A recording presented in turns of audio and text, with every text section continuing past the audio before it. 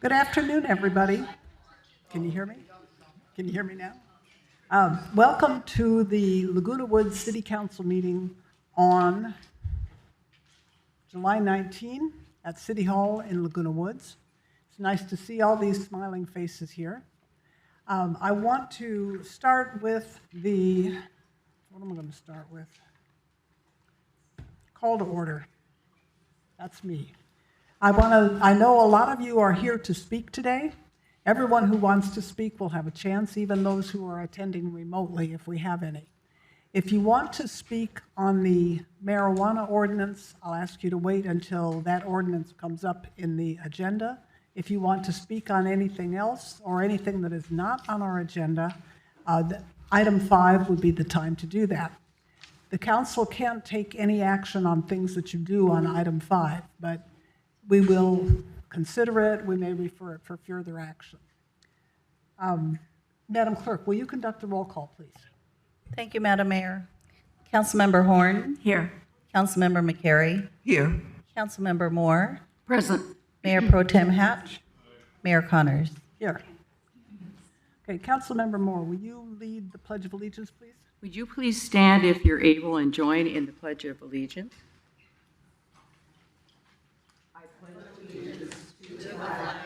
Of the United States of America, and to the republic for which it stands, one nation, under God, indivisible, with liberty and justice for all.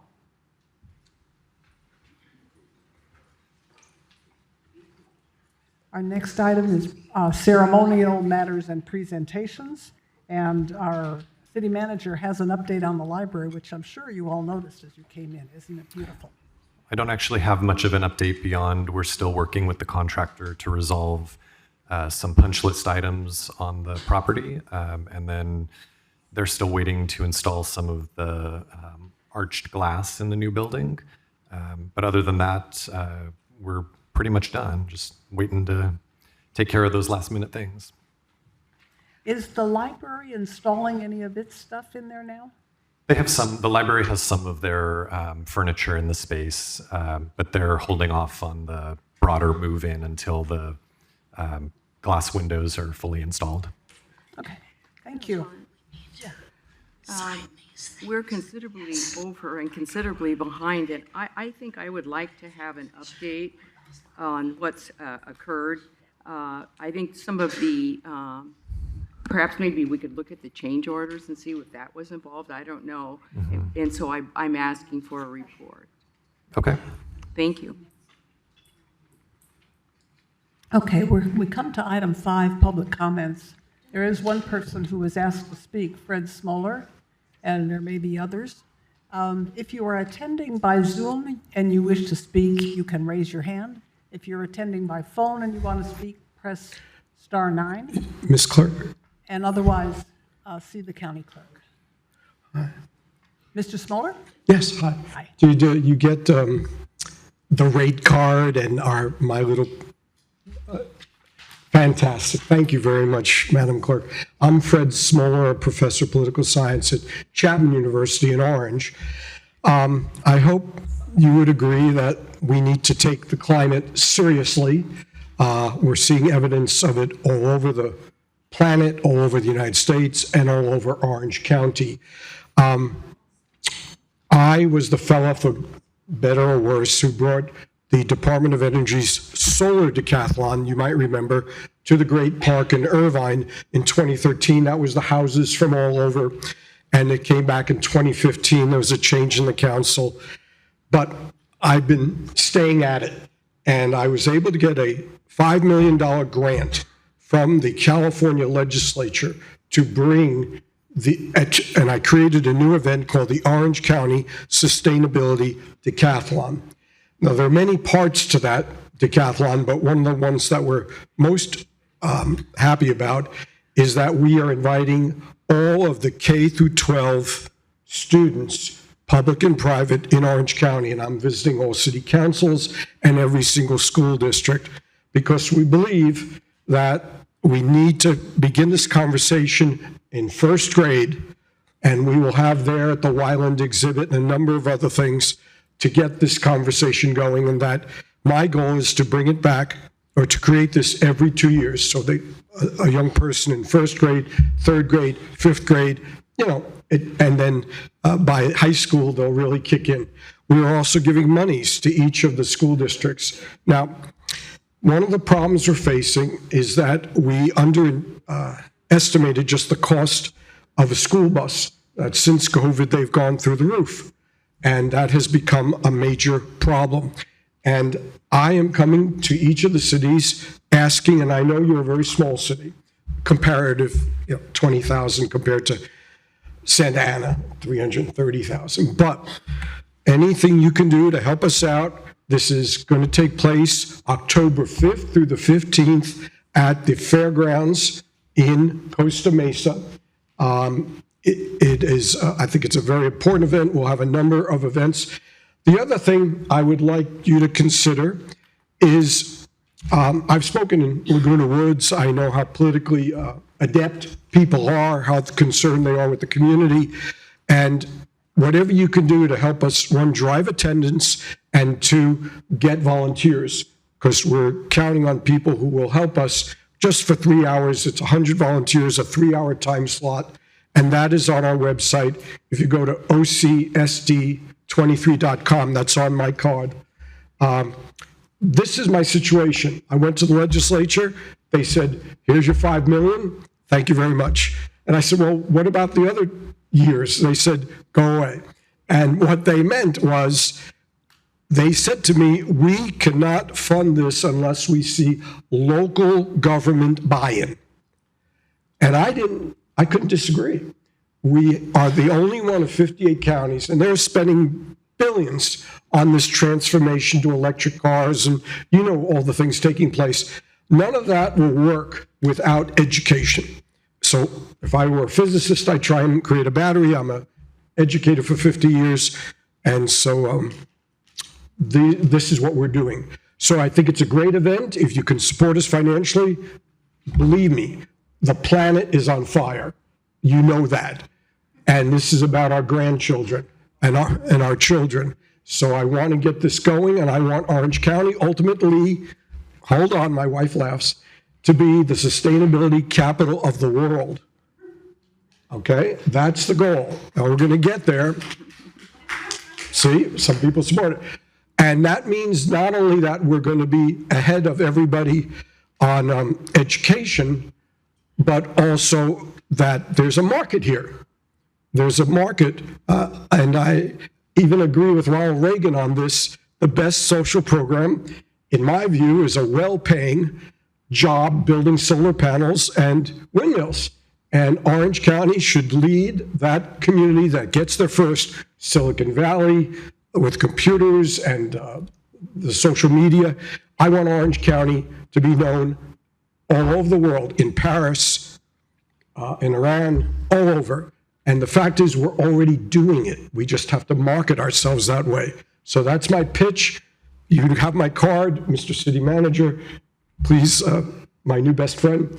I think if you, well, some of the city managers can actually, well, in any case, I'm here, I'm a local person, and I will just end with this. I study this, I teach this, you guys know it.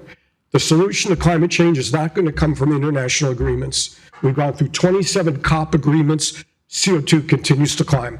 And it's not going to come from Washington. It's got to come from us, from the ground up.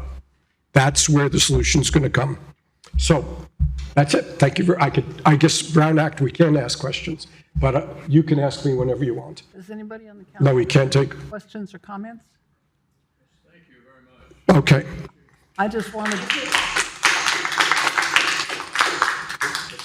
wanted to mention that the Orange County Waste and Recycling Department offers a fair number of programs in the schools, and they find that the kids learn about recycling and sorting, and then they brag on their parents until their parents do it as well. So I think starting this with the kids is a good idea.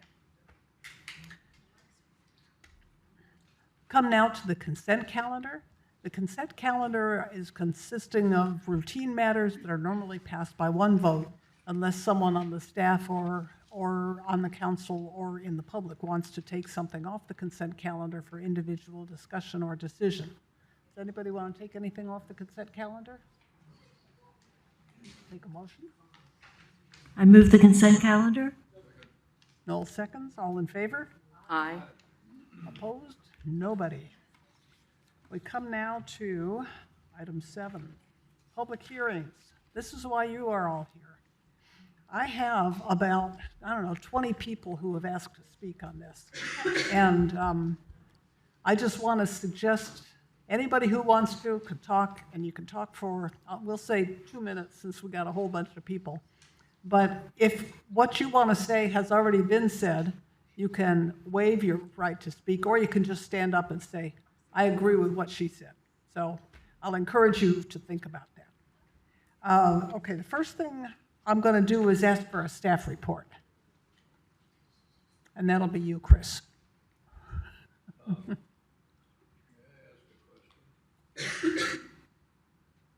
Yes.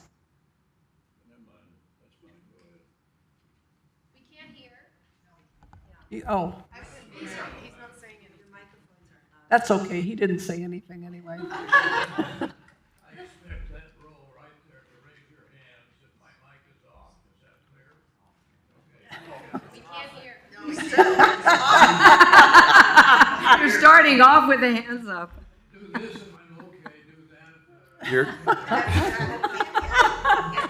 And do this if you don't want to hear me. No, we are turning up the volume in the back, but the microphones do have to be turned on to works. be audible.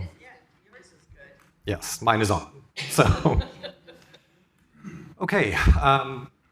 By way of introduction, and some of this, I apologize if you were a part of the previous meeting. You've heard some of this already, but I wanted to go through it to provide everybody with kind of an even plane of information going into this discussion. Back in January, the City Council voted unanimously to direct staff to do 2 things: to draft a resolution for future consideration that would authorize the operation of cannabis storefront retailers, and also to draft a resolution for future consideration that would, if the City Council adopted it, set the cannabis business tax that was authorized under Laguna Woods Measure T at the higher of either 10% of gross receipts or $35 per square foot. At last month's meeting in June, the City Council voted 4-0 with Councilmember McCary abstaining to direct staff to agendize the public hearing that you're all here for today regarding cannabis retail sales business regulations, and additionally to include some discussion about the public comments made at that meeting on June 21st. That some of our response to those comments were included in the agenda packet for today's meeting. So in that agenda packet, we have a couple of things. We have the agenda report. We have attachment A to the agenda report, which includes the proposed ordinance. And then attachment B is a red line version of that proposed ordinance. Those red lines identify changes from the draft that we included for City Council consideration at that June 21st meeting, just for ease of reference. And then before I proceed with my report today, I wanted to note that there are a couple of things that you'll see highlighted in yellow in this presentation. Those are just more substantive changes from the June 21st draft that I wanted to be sure to talk about today. And then finally, to conclude kind of the introductory comments, I just want to note that while staff certainly understands the myriad of issues being considered today by the City Council, our recommendation continues to be that the City Council consider allowing these cannabis storefront retailers only if and when cannabis is reclassified under the Federal Controlled Substances Act. And then I wanted to note that the Sheriff's Department remains strongly opposed to allowing cannabis storefront retailers. As far as the ordinance before you today, we had a number of goals that we were seeking to achieve. I don't want to belabor the point, but I wanted to touch on kind of our overarching goal that we wanted the ordinance that we recommended to you today to be as objective as possible, to be as clear as possible, and to be something that applied equally to all retailers. It was an intentional decision on staff's part to to the extent possible, avoid any subjectivity in the ordinance. And some of what you've heard in previous meetings, and I say this with respect to the public commenters, but there are, as with really anything, multiple approaches to regulating businesses. We have intentionally opted to propose a regulatory approach that is not merit-based, that does not involve the city council or any other body picking winners and losers on subjective criteria. There are obviously many cities that take that approach. It's simply just not the approach that we've recommended here today, but it's not to say that if the council wanted to go down that route, you couldn't do it or provide direction to us to prepare that type of ordinance. We also took pretty great pains to evaluate other cannabis ordinances, both in Orange County and outside of Orange County, tried to cull from those ordinances best practices to the extent that they existed, all the while trying to be cognizant of local needs and local concerns.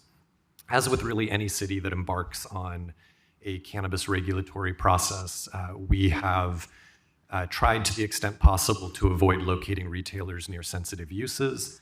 We'll talk through that in just a moment. We've also tried to avoid a situation where there's a proliferation or a concentration of retailers in any one specific area.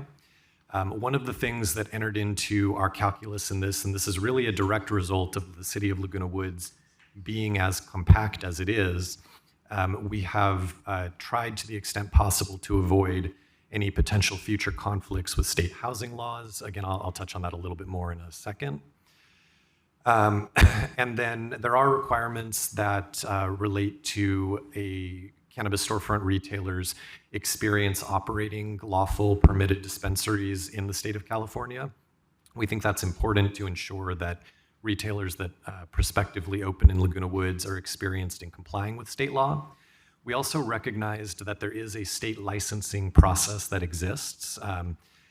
If the city council were to take action to allow cannabis storefront retailers to operate in Laguna Woods, they would have to obtain a permit from the city, but they would also have to go through a state licensing process that's applied uniformly across the state. To the extent possible, we've tried to avoid duplicating that process, recognizing that the state is doing things like conducting background checks on applicants and the like. The draft ordinance is structured into a variety of different categories. These categories A through J on the screen, we talked through them in a little bit of detail at the last meeting. I wanted to note that one of the things that we added was section G, that's the obligation to maintain section. There are a number of property design and kind of construction requirements in the ordinance. Also things like requirements to repair certain lighting and whatnot. We wanted to include a section that spoke specifically to a storefront retailer's obligation to not just on a one-time basis make those improvements, but to maintain those improvements on a go-forward basis. So that was the only reason that subsection G was added. Location requirements. These are all spelled out in the draft or in the proposed ordinance, but I wanted to walk through them one more time. They haven't, I think, substantially changed since the last meeting, but I still wanted to just walk through them briefly. In general, the proposed ordinance allows cannabis storefront retailers in areas that are designated as commercial in the general plan, and then also designated as community commercial or professional and administrative office at the Laguna Woods zoning code level. And just for kind of ease of reference here, community commercial is a higher intensity commercial land use designation in the city. Those are things like the Willow Tree Center, like the Home Depot Center, like Town Center, the larger commercial properties. And then professional administrative office is the zoning district that includes things like medical office buildings, more of service-oriented administrative use. There are some requirements in the proposed ordinance that would preclude a property from being used for cannabis storefront retail purposes if in the last year those parcel boundaries or the size of that parcel changed. That is primarily intended to avoid property owners making changes to their properties just to get them into a position of eligibility under this ordinance. Certainly there are instances where boundaries of parcels may logically change, but we're trying to avoid people trying to cut and crimp parcels in order to get into a position of eligibility, at least for a year. Non-conforming uses or structures on site, we would require as part of the regulatory approach that any non-conforming uses or structures be removed prior to the opening of a cannabis storefront retailer. We have a requirement that relates to eligible properties being required to have access taken from majority city streets. This is for a couple of reasons. There are a number of shopping centers and commercial properties that are on the border of the city. Those adjacent cities have made it clear that they don't wish to have cannabis storefront retailers in their own jurisdiction. So on one hand, it's a good neighbor argument. On the other hand, it's recognizing that Laguna Woods, if you take this action, would be somewhat of a regional draw for cannabis retailers. We wanted to make sure that to the extent possible, the turning in and turning out and shopping center impacts were primarily within the city of Laguna Woods. There's a requirement for driveway crossings. These are imagine a sidewalk, you're walking across it, you get to a driveway out of a shopping center or out of a commercial property. Requirement that those driveway crossings be constructed for pedestrian accessibility.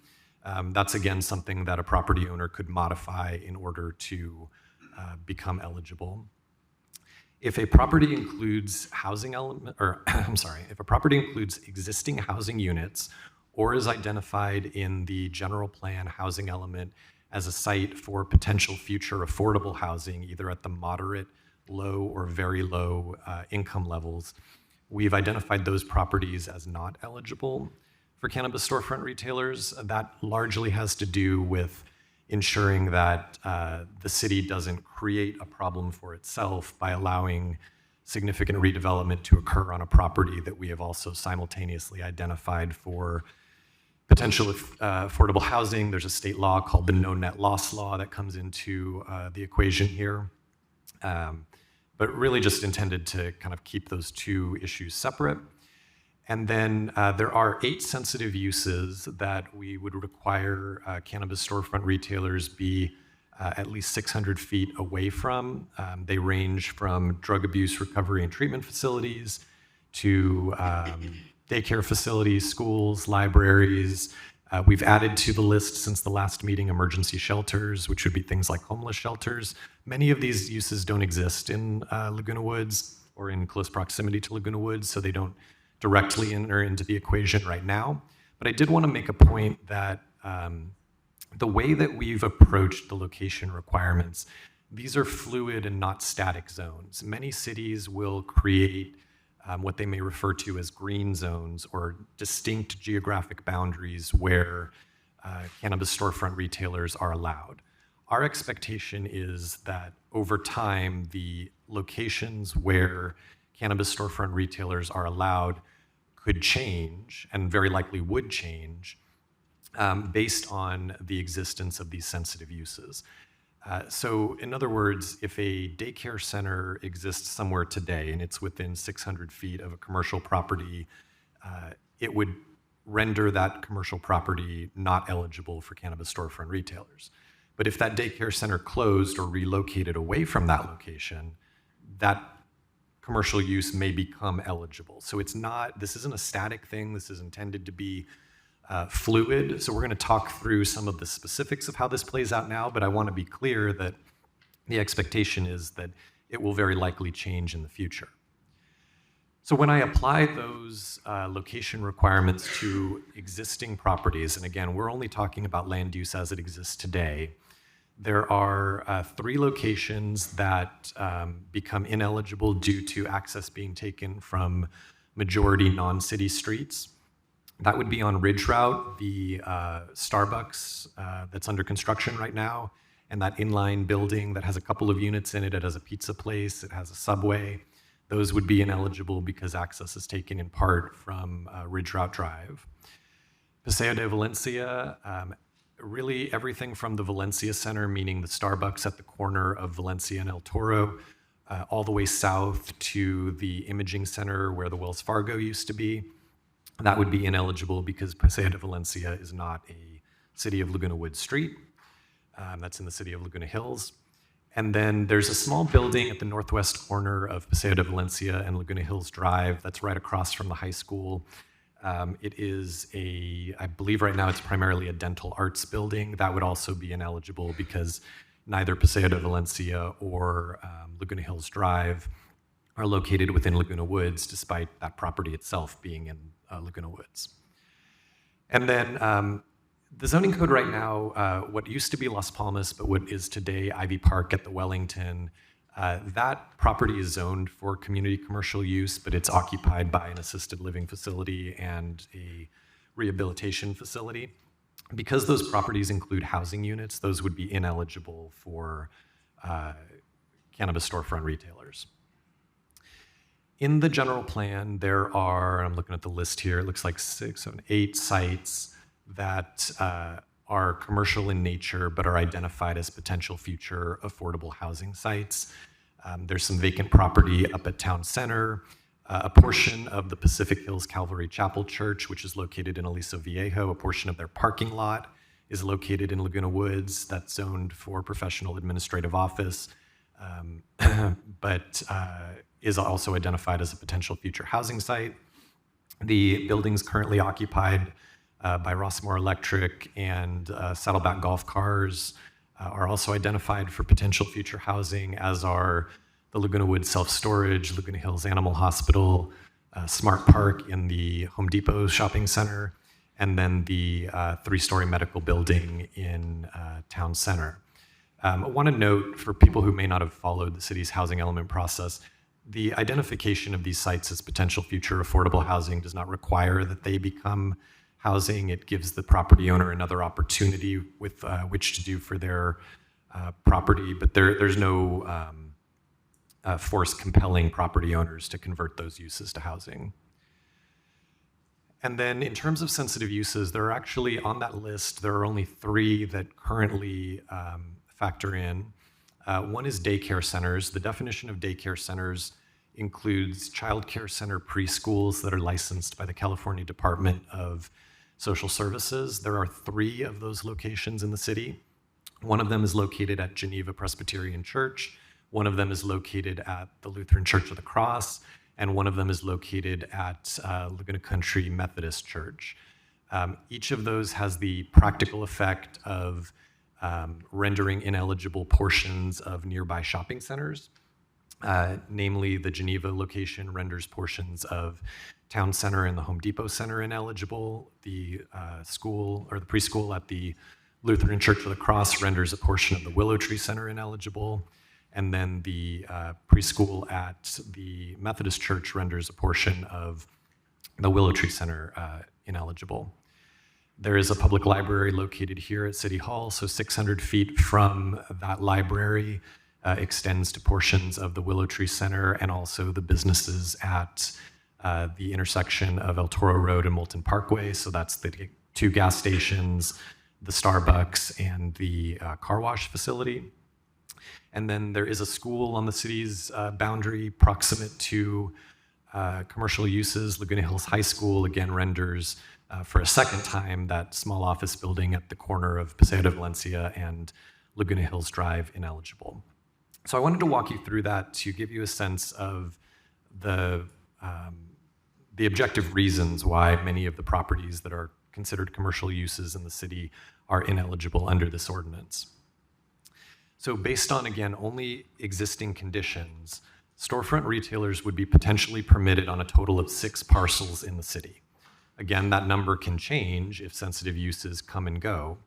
But then because of the requirement for cannabis storefront retailers to be at least 600 feet away from each other, what it really means is that of those 6 parcels, 2 of the 5 parcels in the first column would be, up to 2 of them would be eligible to become cannabis storefront retailers, and 1 from the second column, which includes 2 parcels, would be eligible to become a cannabis storefront retailer.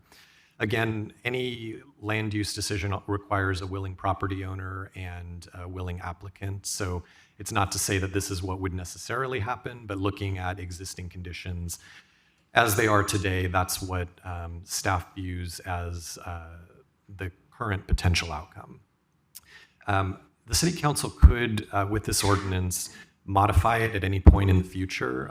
They could, among other things, choose to modify the ordinance to allow additional locations to house cannabis storefront retailers. But I do want to note that in modifying the ordinance, that wouldn't in and of itself have the practical effect of shutting down established cannabis storefront retailers. So when you open the door, even if an area becomes ineligible in the future, a cannabis storefront retailer existing on that property becomes a non-conforming use, but they're not necessarily required to shut down just because the City Council decides that that property is no longer eligible on a go-forward basis. In terms of location requirements, when we talked about this previously, we talked about how cannabis storefront retailers would be permitted to be the sole occupant on a parcel, regardless of whether or not they're the property owner. So if you're a property owner, you own a building, you could lease it to a cannabis storefront retailer, or you could sell it to a cannabis storefront retailer, provided that they're the only ones that are using that property.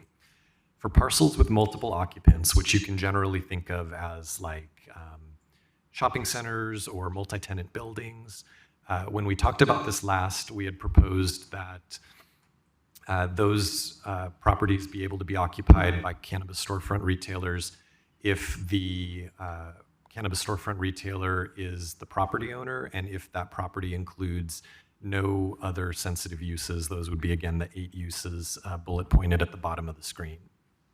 We've added to that, based on public comments at the previous meeting, a second avenue for cannabis storefront retailers to be permitted in multi-tenant buildings, and that would be they are not necessarily required to be the property owner if they don't share a ventilation system with the other tenants in the building, if the property owner agrees to apply certain operations requirements that are enumerated in the ordinance to the other tenants on the site, and again, if none of the other tenants are the 8 sensitive uses identified at the bottom of the screen. Ownership requirements, we haven't made any changes to these since the previous meeting, but we would require that, and this is, ownership for the cannabis storefront retailer itself. We would require that there be at least a 51% owner of that business.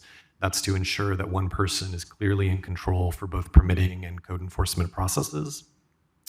And then in order to ensure that the dispensary has a level of experience complying with state law, we would require that at least 50% of the business be owned by persons with at least 2 years of experience owning a cannabis storefront retailer that was licensed by the state, and during that 2-year period, that license was not suspended or revoked by the state. There is a long list in the ordinance of operations requirements.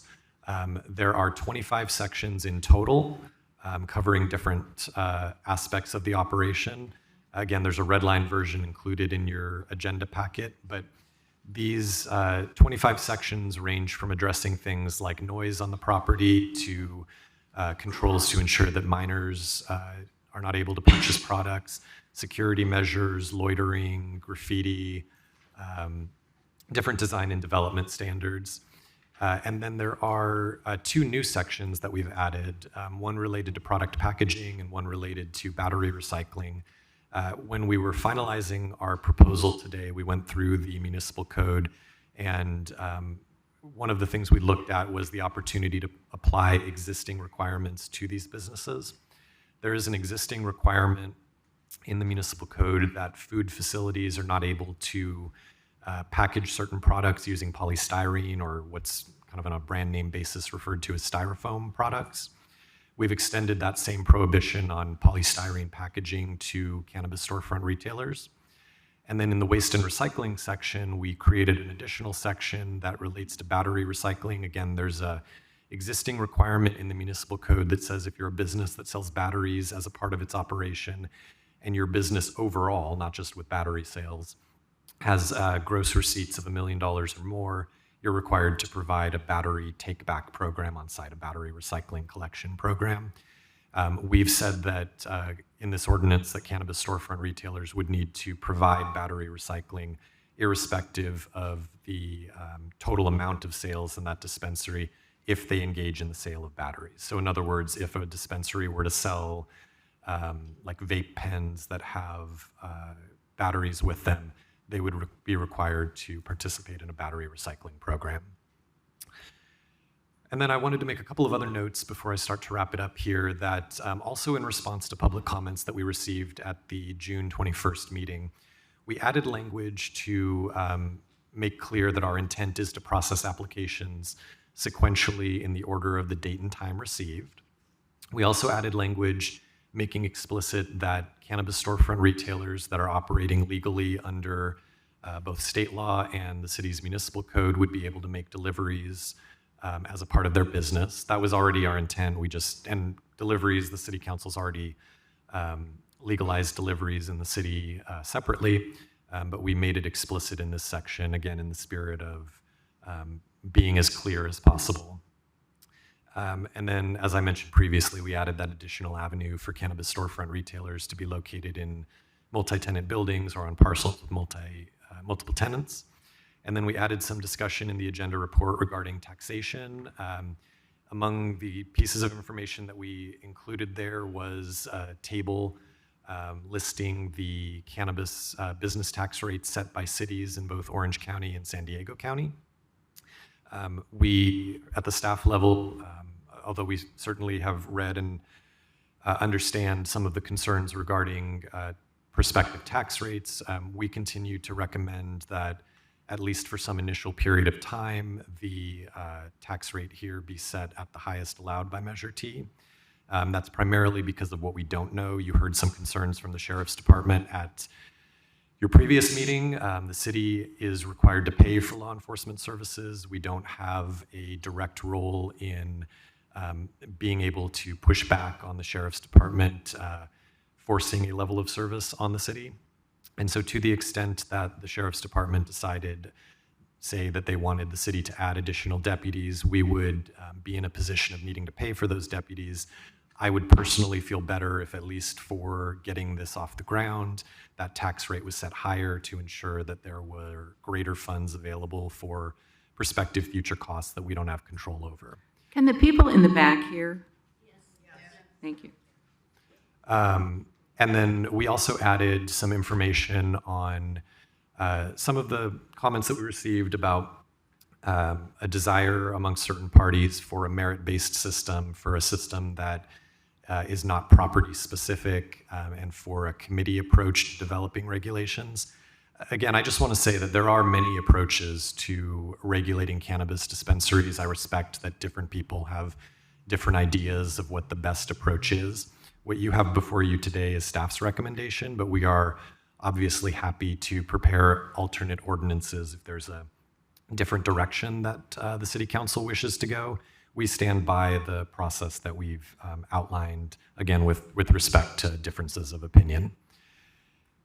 So with that, I'm just going to go through the recommendation today for the record. So if the council wishes to proceed with adopting regulations that would permit cannabis retail sales businesses, there's an opportunity for a public hearing. Once you get through that public hearing and receive public testimony, we would recommend that you close the public hearing. And again, if the council wishes to proceed, that you approve the introduction and first reading of an ordinance read by title with further reading waived, titled, An Ordinance of the City Council of the City of Laguna Woods, California, amending sections 13.06.010, 13.08.010, 13.10.020, 13.12.020, 13.13.020, 13.18.070, and 13.26.025 of Title 13 zoning of the Laguna Woods Municipal Code to establish a regulatory framework for cannabis storefront retailers, set the cannabis business tax rate for cannabis storefront retailers, and clarify the nature of prohibited cannabis businesses and existing regulations pertaining to tobacco and tobacco cigarette sales, and determining and certifying that the ordinance is exempt from the California Environmental Quality Act. With that, I will turn it back over to the mayor. Okay, there are a number of people who have signed up to speak by filling out a form like this and giving it to the city clerk over here. If you want to speak and you haven't done so yet, or if you decide during the course of this public hearing that you would like to speak, feel free to sign up. I'm going to call people up in the order in which they were, and the order in which they submitted their paperwork. And I encourage you to try to keep your comments brief, because since there are so many of you, and we're asking you to keep your comments under 2 minutes. I'm going to start with Maureen Miller.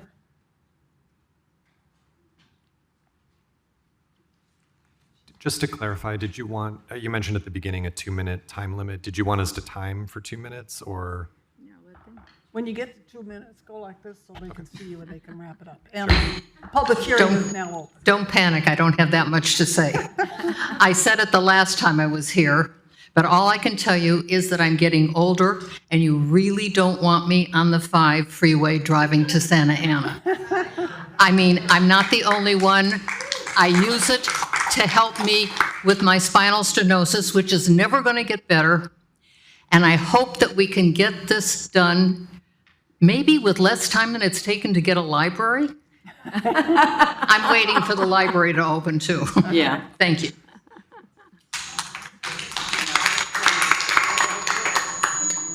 The next person is Robert Lindner. And on deck is Lonnie Painter.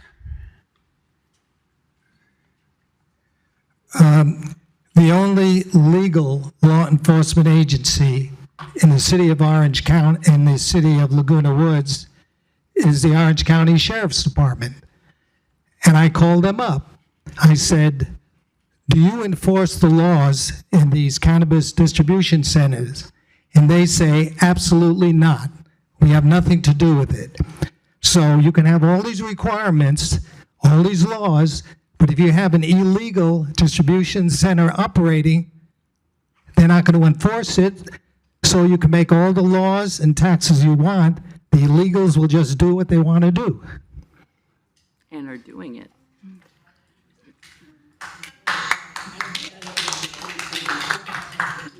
There is some evidence that if people can go to legal cannabis shops where their products have been tested and are confirmed free of pesticides and additives, that they will go there and not go to the illegal stores, and it will be a disincentive for illegal stores to operate here. Nonetheless, we have had some experience with an illegal shop, and we are shutting it down using the civil procedures that are available to the landlord and the city for nuisances and other violations. May I make a comment? There is a problem with that because we know that the taxes are too high. And they were from the beginning. Because of those high taxes, we have more illicit stores than we have legal. And in fact, in our community, we have one that's been there for over a month. And we can't do much about it. We're not making very much progress. So it's the taxes that are very difficult. I would like to respond to that. We wrote it so that the taxes are flexible, and because of the sheriff's stance, we have to start it that way because we have to protect the city. If they decide to have 16 calls out a day and put on 20 different deputies, that would seriously impact us. But after a year, if there's very few calls and none of the terrible things come to pass, like in Santa Ana, they have 18 legal dispensaries and no illegal dispensaries in it. They had 100 illegal dispensaries before they got their legal dispensaries, and now there are no problems, no call-outs that they reported. We were on a Zoom call with them. So the legal dispensaries, I agree that the tax rate's too high, but that will be completely a result after 6 months or a year as to how much problems there are. Here, there's been an illegal dispensary operating for a whole month, and hardly anyone's known it. So there haven't been a million, there's been one call out. So we'll see what happens, and then we can decide, but we can lower the taxes. So we'll see what happens. Okay, the next speaker is Lonnie Painter. On deck, Suzanne Myers.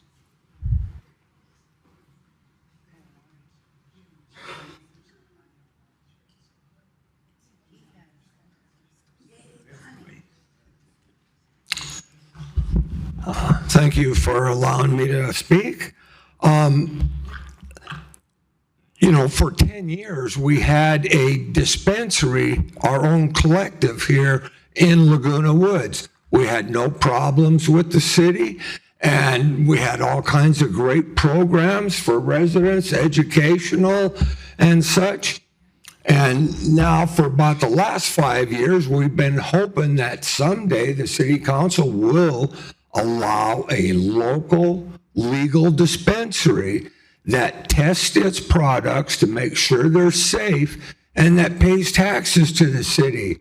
Speaking about that illegal dispensary that's opened, I don't understand. I thought it was against the law. So I don't understand why the sheriff's department does not do something about it. It seems they're against legal dispensaries, but for illegal ones. So I don't understand.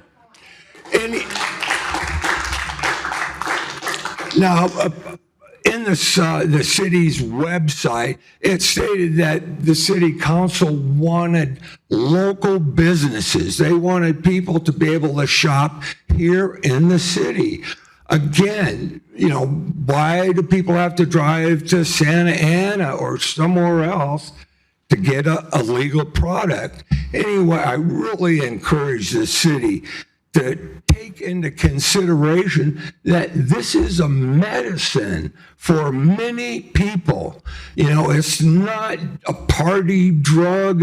It's a medicine for many people. Surely you wouldn't say we're not going to allow pharmacies in Laguna Woods. You want to get a pharmaceutical drug, go to Santa Ana. It seems it's almost like discrimination. Anyway, I really encourage the city to allow legal businesses to take part. Thank you. Thank you, Lonnie.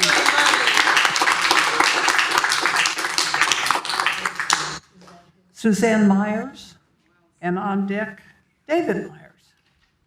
Unless you want to come up together. I just want to say I'm really for this. There's a lot of people that do need it, do use it, and I agree, Santa Ana is too far to go for a lot of us. A lot of us with back conditions, when the back goes out, you can't even drive to get to Santa Ana. So I am all for it. Let's get it going. Let us pay the taxes on it and just get all the quirks worked out, get it going so everybody can benefit from it. Thank you.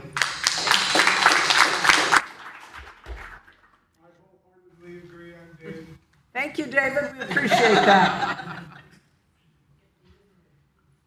Mary Wall, followed by Candace Hawes. Mary? There you are.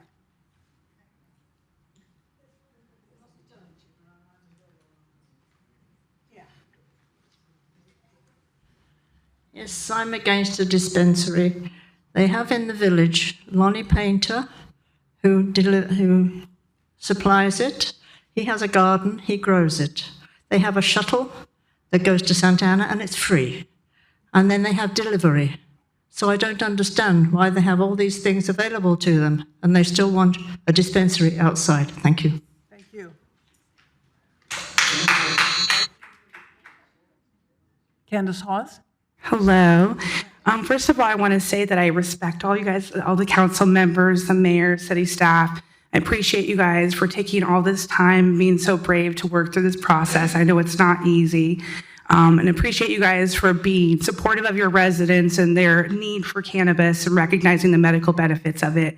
I wear two hats. Many of the residents here know me. I work with Pharmacy Santa Ana, and it's been a pleasure for the last 6 years providing access to cannabis and education. Although we're not going to apply for a license, I'm very happy to support you guys in your process and, guide you and help you guys make the right decision moving forward and picking the best candidate to operate here in the city. I'm also the director of Orange County NORML, and I've worked with all the cities in Orange County as they've worked forward in their process of adopting cannabis regulations. So I've been the person that's been recommending a merit-based process, and for two reasons. I want to make sure that the city doesn't face any potential lawsuits. Here in the audience, I see many of the cannabis operators that have been litigious in the past, so just want to make sure that you guys have an ironclad ordinance, that you don't face any, potential legal challenges. Also, I just want to make sure that you guys have the right operator, not just necessarily the one that has the most money, but that someone that's going to really serve seniors and provide the services that you guys really need. Being that this is going to be the only dispensary in all of South Orange County, this dispensary has the potential to bring in millions of dollars, every single month. So, besides just, receiving the application that you guys get first, it's very important that you guys get the right operator. So I would also recommend that there is an extensive CUP process where the citizens also get a chance to have a hearing before you approve whatever operator and get a chance to weigh in on that. I would also recommend that, with the tax, perhaps you guys have some sort of fee study. So you could really look into whether like the 10% tax is really necessary, because cannabis is very expensive at this point. You guys talked previously about the bill, the SB 512, that would have lowered the tax. That was actually placed in the suspense file, so we won't get any tax relief during this year. So taxes are something that's very burdensome to seniors. Right now, we're looking at a potential 32, 33% tax on top of these prices that are already really high. So thank you so much for taking on this, very challenging policy. It's going to help so many people. Thank you so much for being brave, and I look forward to seniors having access in their city. Thank you so much. Thank you. Chad Wanke. Hi, Chad. Good afternoon, Mayor, City Council members, and staff. My name is Chad Vanka. I'm a municipal cannabis policy expert. I worked with several cities in Southern California on this issue for quite a few years. I spoke last time and commended the staff on this non-merit-based approach, which is what's caused a lot of problems. Litigation was mentioned by the previous speaker. A lot of that litigation has come around because the City Council's staff members have come up with very convoluted and unclear methods of picking winners and losers. And governments aren't in the business of picking winners and losers. This particular ordinance is very clear. It's plain language, which is what the law is supposed to be. The average person can understand what the guidelines are. The presentation we saw there was very clear and easy to understand, I think, for those of us here, for council members, for applicants, and for residents. I commend the staff on making changes. The couple of things that I noticed last time have been changed and updated. And again, this is probably the cleanest, easiest to understand, and most effective ordinance that I've seen. This protects the public, it protects the city, and it ensures that operators or applicants know exactly what's going on, how to apply, and what the requirements are. The one thing that I didn't see is setting the fee for the application. Staff will have, like any other permit that you approve, your fees, staff will have staff time to review these applications. The city needs to get recouped for those costs. In a lot of cities, those are between $5,000 and $10,000. Typically, in the merit-based systems, there's a lot of subjectivity and a lot of opinion. In this case, you don't have as much opinion. It's very, I'd say almost no opinion. It either fits the qualifications or it doesn't. But my sole recommendation would be that you set the fee now so that it doesn't have to come back to the council again, and that you place it somewhere within the $5,000 to $10,000 range. If it's too high, You can always lower it, I think, or you can refund that amount if you take a deposit, for example, like you do on some other fees. But other than that, you've got a great ordinance here, and I would ask that you approve it. Thank you. Pardon me a second. May I ask a question? May I ask a question? Yes, ma'am. Do you represent a specific party? I represent, well, I'm actually behind the committee to support Measure T. So Lonnie Painter and I So you are- do represent Lonnie Painter's group? Pardon? You do represent the group that it's Lonnie Painter's group, and this site that they're suggesting. Is that correct? Yes. Thank you. Thanks. As to the fee, I believe our staff needs to do some research before recommending a fee. Do you want to address that? Yeah, our proposal would be that if the City Council moves forward with approving the first reading and introduction of this ordinance today, we would then develop the fee and bring it back to you either at the August or September meetings, but we need a little bit more clarity from you on if this is the approach that you want. We didn't want to go out and calculate a fee based on an ordinance that you may or may not approve. So once you get through the first procedural hurdle, if you get through that hurdle, we would calculate the fee and notice it and come back to you for approval. Thank you. We've always been very careful to make sure that the fees that we charge are equal to the amount that we spend providing the service that those fees pay for. So that'll be our next step. The next speaker is Josie Hernandez. Jose.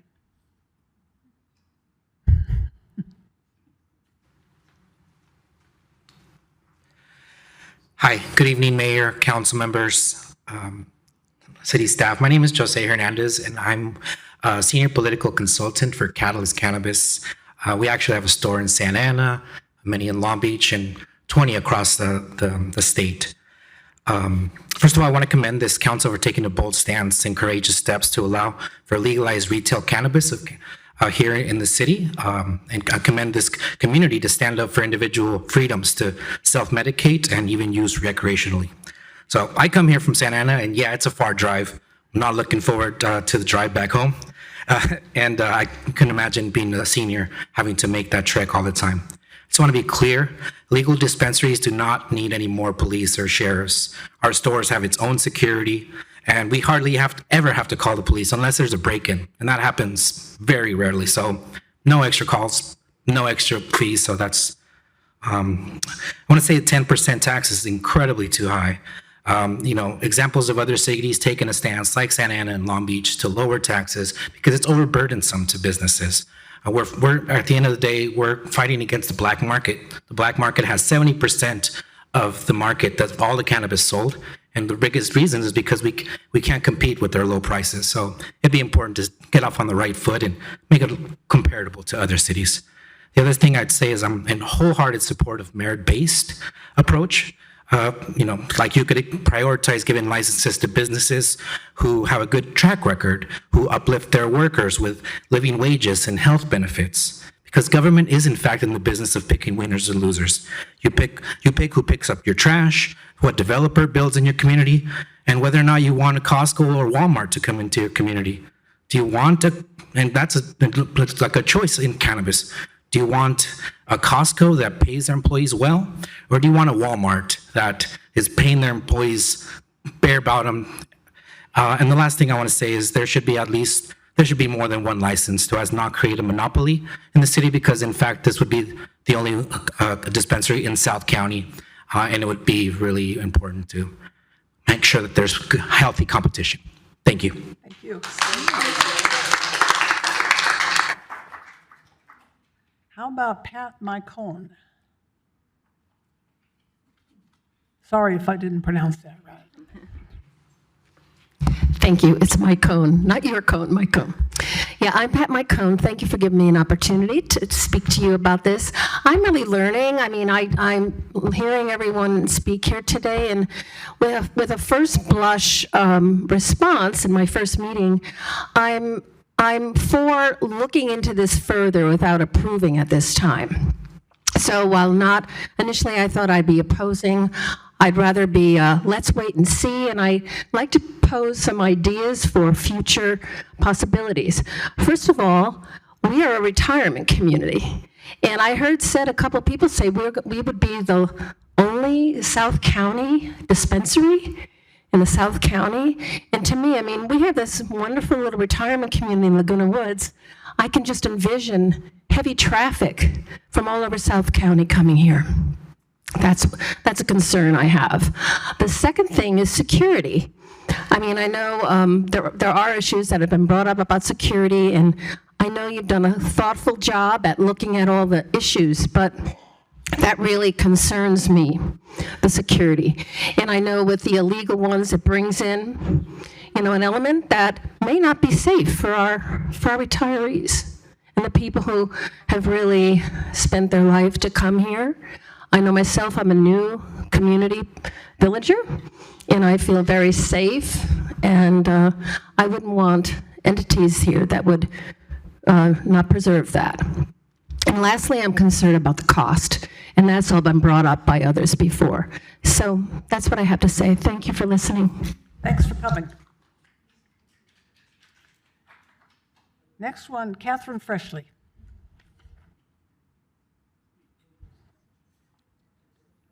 And Jonathan Adler on deck. Well, thank you for allowing me to speak with you on this subject. I'm very concerned about it. I understand that, you know, Chris has done a good job of laying out the ordinance, but I think that there are concerns that I have, and one of them basically has to do with the security issue. You know, I know that, you know, as a village, we spend over $6 million a year just for security. And the city's spending close to $3 million for the sheriff's department. I know that Chris is anticipating and budgeting for additional security services. And the reason that I'm concerned about security is we have the illegal shop up here in the city center. And if you stand there and pay attention, I've spent some time watching who are the customers going in. And it's not our seniors. It's younger people, most people 20 to 40 years old. They run in and buy their pot. They come out with a bag, hop in their car, maybe open, because sometimes they sit there for a while with the engine running and they don't back up. And then when they do, they take off at a high speed. Now, it's fortunate for us that they're actually, you know, it's usually in the evening, because when I've watched in the daytime, they're not there. So most of the sales are in the evening to people on their way home or for whatever reason. I think that, and the speed, and with you're talking about the Helm Center, I'm very concerned about that one, because that's going to have very limited traffic going in and out, and it's right on to Moulton Parkway. It's right next to the mortuary.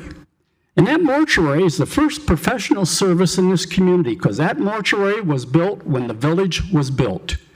So are we going to be putting something next to the oldest business in the community?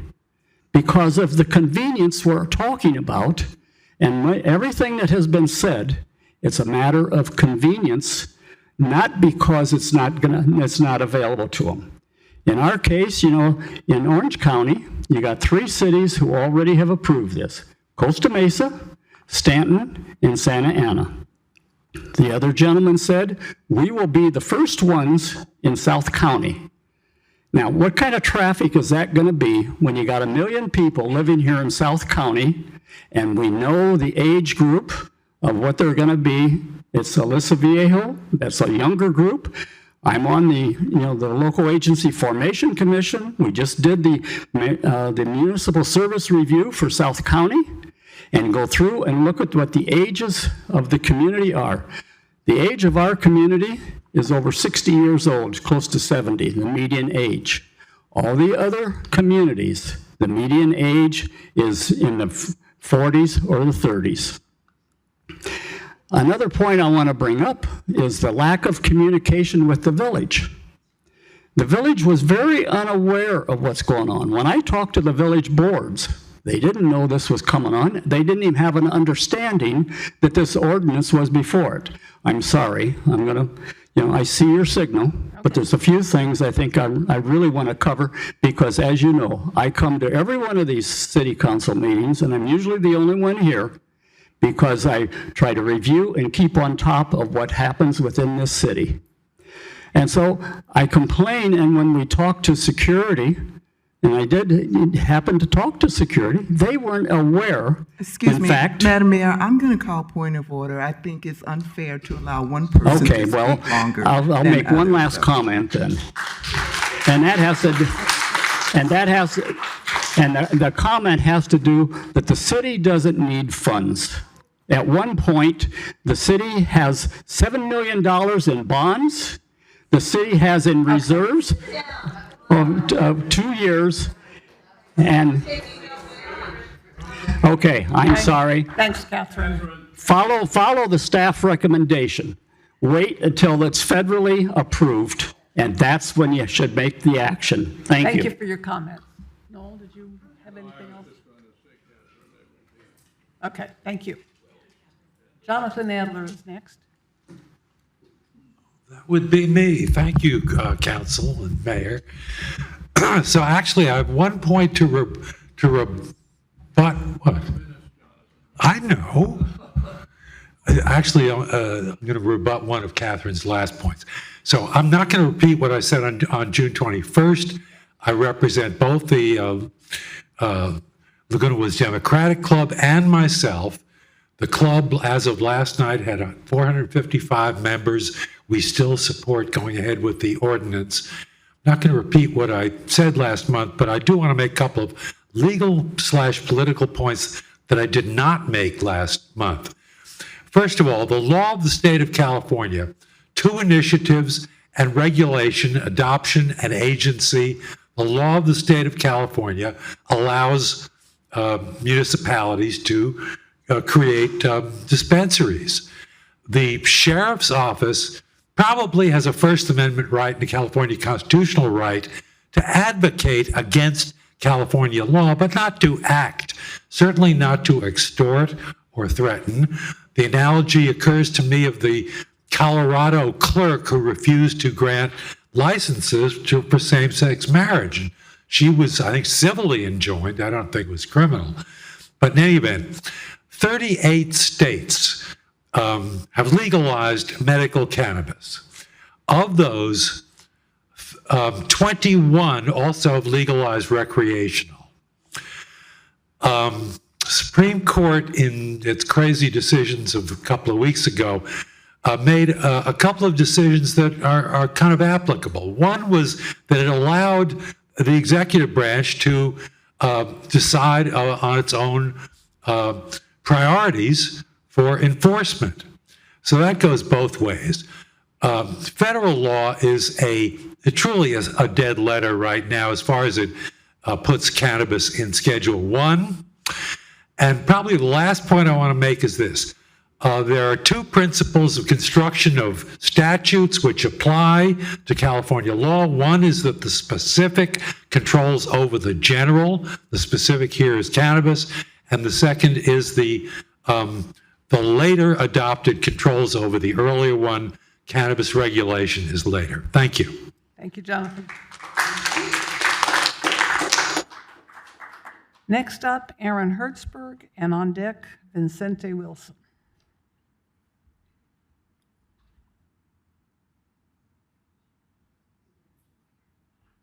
Hi there. Good afternoon. I'm Aaron Herzberg. I'm an attorney and a business owner and founder of the Puzzle Group, which is a cannabis consulting firm. I've been a longtime resident of Orange County since my youth. And I'm also the founder of a dispensary previously known as Bud and Bloom, where I work to establish programs and outreach to seniors in the Laguna Woods, actually together with Candace Hawes, who deserves far more credit than myself.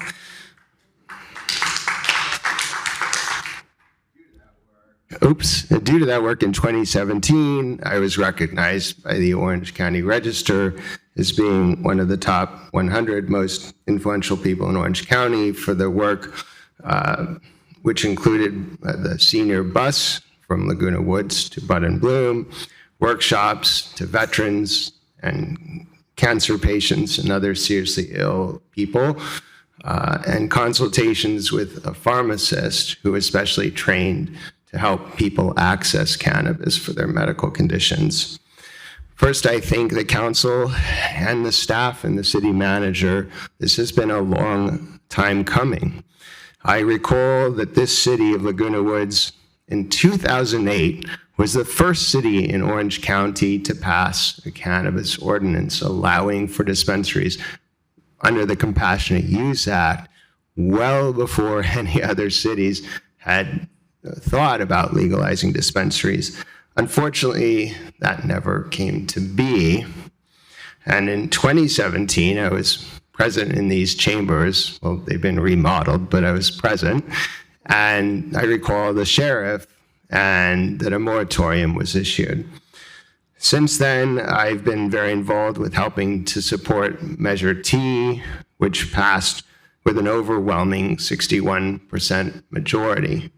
There's just a tremendous impetus and desire from your residents. I am now a member of ARP. I'm getting older as well. I've got some time perhaps to live here. But I think there's a tremendous desire to have access to cannabis as medicine. We urge the council to pass this very well thought out ordinance today without further study, without further changes or modifications. This has been studied to death, for God's sakes. Please allow your residents to have safe access, not access in unlicensed facilities. I mean, I heard an argument that by another speaker that people will come from out of the city. You guys have, like plenty of restaurants, such as that Italian place that has the soup and salad. People come to Laguna Woods for all kinds of businesses in large numbers, and it's perfectly fine. So I think it's time to pass this well-reasoned ordinance so that people can have safe access to cannabis products that are tested and safe, and that will benefit both the residents and the community. Thank you. Thank you, sir.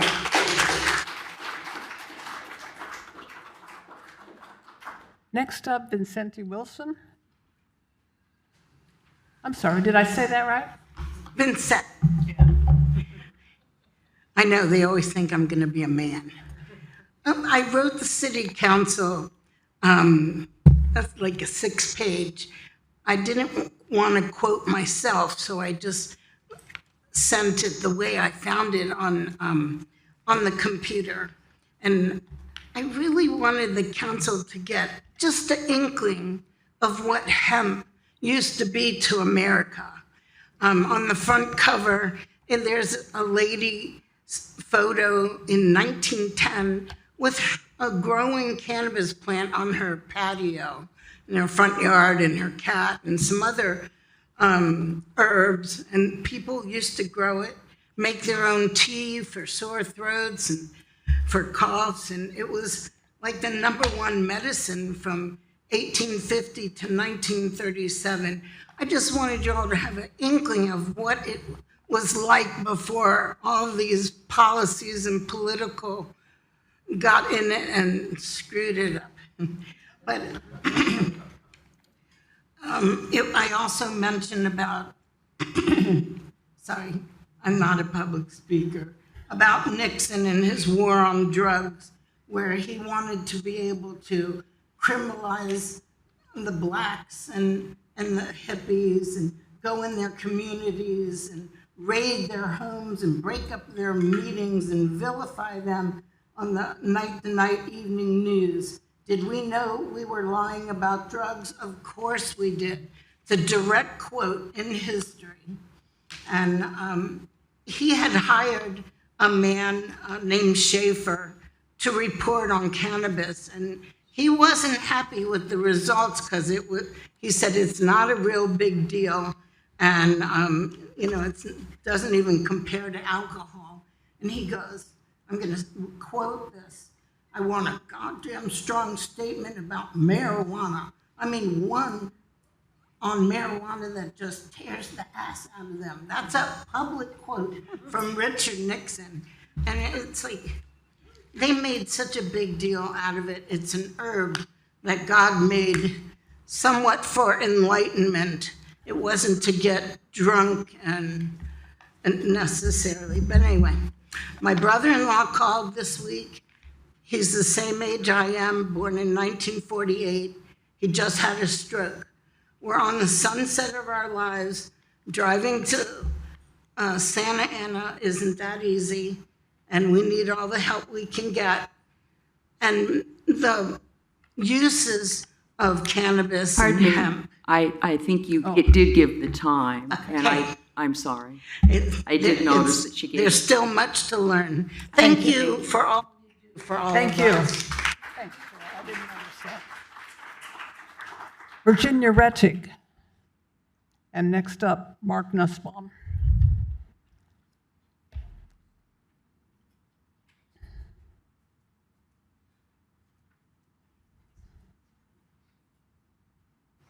Hello. Hi. I'm a Laguna Woods resident since 1998. I'm a retired RN. I've worked in chemical dependency as well as other areas. And the scheduling of marijuana is absolutely crazy. When I worked in chemical dependency, we never saw anyone who was addicted to marijuana. While we don't know what will happen if we do open a dispensary here, I know that it could go very smoothly and that it's very well needed here. I thought I knew everything about marijuana because I was smoking since the age of 21, which is 55 years, and I'm pretty healthy despite that. And it's been a social thing. My parents didn't drink or smoke cigarettes, so I didn't even know, I never heard of marijuana till I was 21. And, being a part of the social aspect, and I've seen it draw a lot of people together over the years. And actually, when I worked in San Francisco at a hospital, many hospitals, all the doctors and the nurses were using it in the 70s. It really, it was quite extensive. And I don't see it used as much, and I don't use it as much myself because I do use it socially, and because we're older and we don't have the parties as much as we used to, and because of COVID, I just find myself letting it go, but I don't need it anymore, and it's not something that is needed, but it does enhance a lot of people's lives. And my favorite bumper sticker is, if you can't change your mind, how do you know you've got one? So I was very, very heartened. I was very heartened to see this lady sitting in front of me, that she was willing to look into it. And today I went and looked at some TED Talks, and I learned things that I didn't know before, that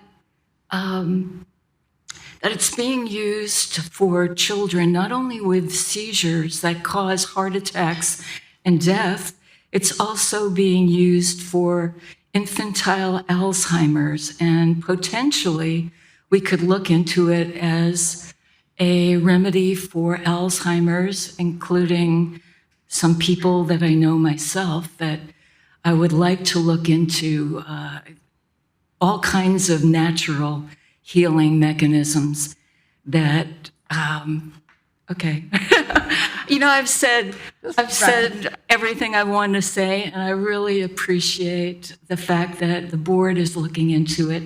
I thank you all. Thank you. Next up, Mark Nussbaum. First off, I'd like to thank the mayor and all the council members. You guys are doing a great job. I've been involved in things, starting with the dog park, where the board and the mayor came back. The city had its mind made up. There was enough people that wanted to have a dog park. You came back and you changed your mind.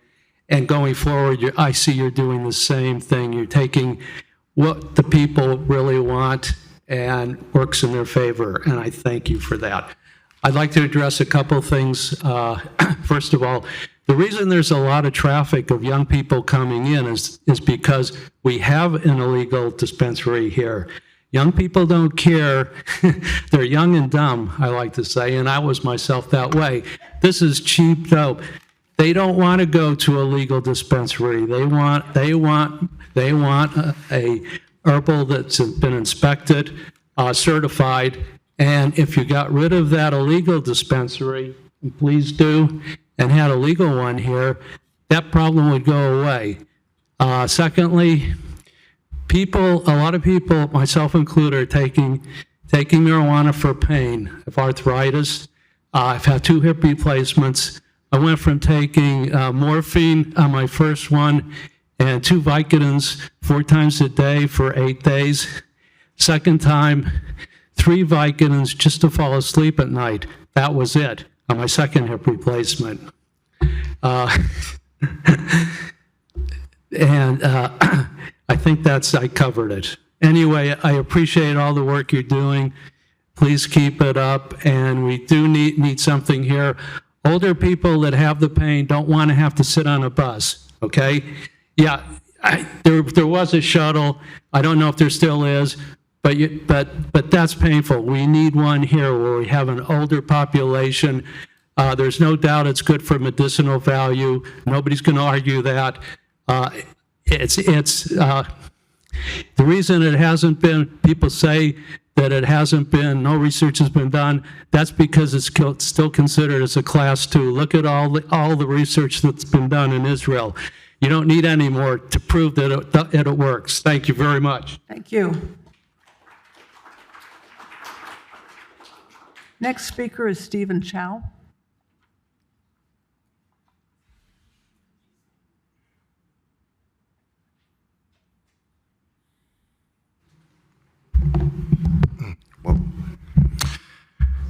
Good afternoon, Honorable Mayor, Mayor Pro Tem, council members, staff, and community. My name is Stephen Chow, and I'm a real estate analyst with Steezy, the largest cannabis company in California. We have been following Laguna Woods for the past 2 years since we believe this is a great market for us to offer a wide variety of medicinal cannabis. I appreciate council's decision to allow for cannabis retail in the city of Laguna Woods, but I was very disappointed to learn of the proposed zoning. As noted in the staff report, there are only 6 compliant properties, 3 of which are occupied by large corporations such as Home Depot, Rite Aid, and US Bank. That leaves 3 compliant properties, one of which, the Helm Center at 24902 Moulton Parkway, was purchased by a cannabis applicant for $4.1 million earlier this year on January 31st, 2023. I believe that this applicant has gerrymandered this process, leaving the property he purchased this year as one of the only 3 potential properties in Laguna Woods. Going forward with the current zoning as is would mean that this process was essentially rigged to guarantee that this applicant who purchased the Helm Center location will be the only applicant who will even be able to participate in this RFP process. We believe the city and its constituents will be best served by reviewing the qualifications and credentials of more than one applicant in this process. So I respectfully urge the city council to revise the zoning and buffer distances to permit for more than one predetermined applicant. Thank you for letting me speak. Appreciate it. Thank you. I want to, that's all the people who have turned in pieces of paper. I want to say if there are any people who are attending this meeting by phone and they wish to speak, they should press *9 to show their interest, or if they're attending by Zoom, they should raise their hand if they want to speak. Is there anybody else here in the room who wishes to address the council? Okay, thank you. Chris, is there anybody online or on the phone? I have one so far, Sarah Armstrong. Ms. Armstrong, I'm going to allow you to speak. Sarah, are you on? Yes, I am. Can you hear Go me? ahead, we can hear you. I am Sarah Armstrong. I represent the interests of Americans for Safe Access, ASAP. And the Pardon me, could you ask Sarah, her voice is echoing? Sarah, would you mind moving a little closer to your microphone? Absolutely, I will do that. That's better. Is that better? Yes, go ahead. Yes. Founded in 2002, our organization is the oldest, largest national advocacy organization for medical cannabis patients. We are particularly excited that Laguna Woods contemplates safe access to medical cannabis. With 17,000 plus residents, many who are elderly, what you contemplate is not only deeply compassionate, it also may be very, very historic. The first small enclave of seniors to enact safe access in California. Because you have been so thoughtful about the process, your example may well be the gold standard, something that can be used all over the country as a template.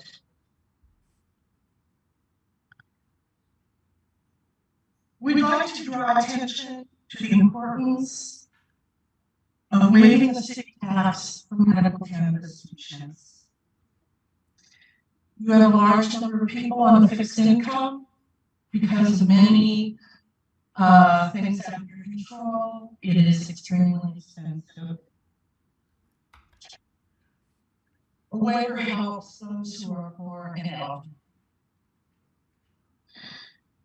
And I don't think it's going to affect your bottom line much. Happy to say that the state of California statistics, less than 1% of the millions raised in sales tax were waived for medical cannabis patients. By offering incentives such as a tax waiver, you free up money which you can use to pay for a cannabis doctor and the cannabis itself. Neither are covered under any health plan, pay out of pocket. Reducing taxes may also be an unexpected windfall. When they did so in Long Beach, they actually collected more tax than they anticipated. Thank you for your time and attention. If you have any questions, I'm happy to try and answer them. Thank you very much.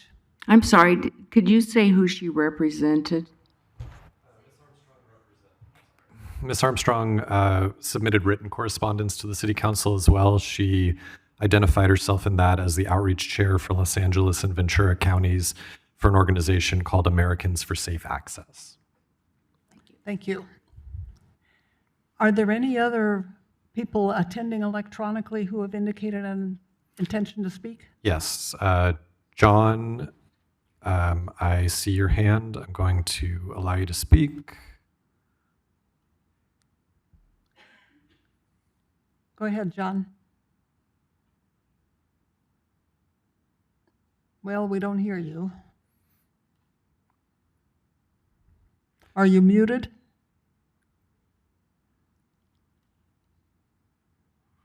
Is John still there? He's logged in. John, I don't know if your mic is muted, but we can't hear you in the room. If you can hear us, why don't you raise your hand and then lower your hand? Okay, he's there. He's there. He's there, but we can't hear him. We have another hand raised. John, I'm going to move you back, give you a couple minutes to try to fix your microphone, and then I'll give you permission to speak again. Okay. Ms. Armstrong has raised her hand again. Did you want to allow a second round of comments?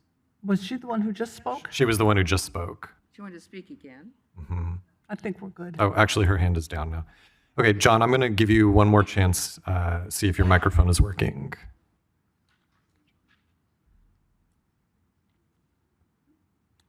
Okay, we see your screen, which says John, but we hear nothing.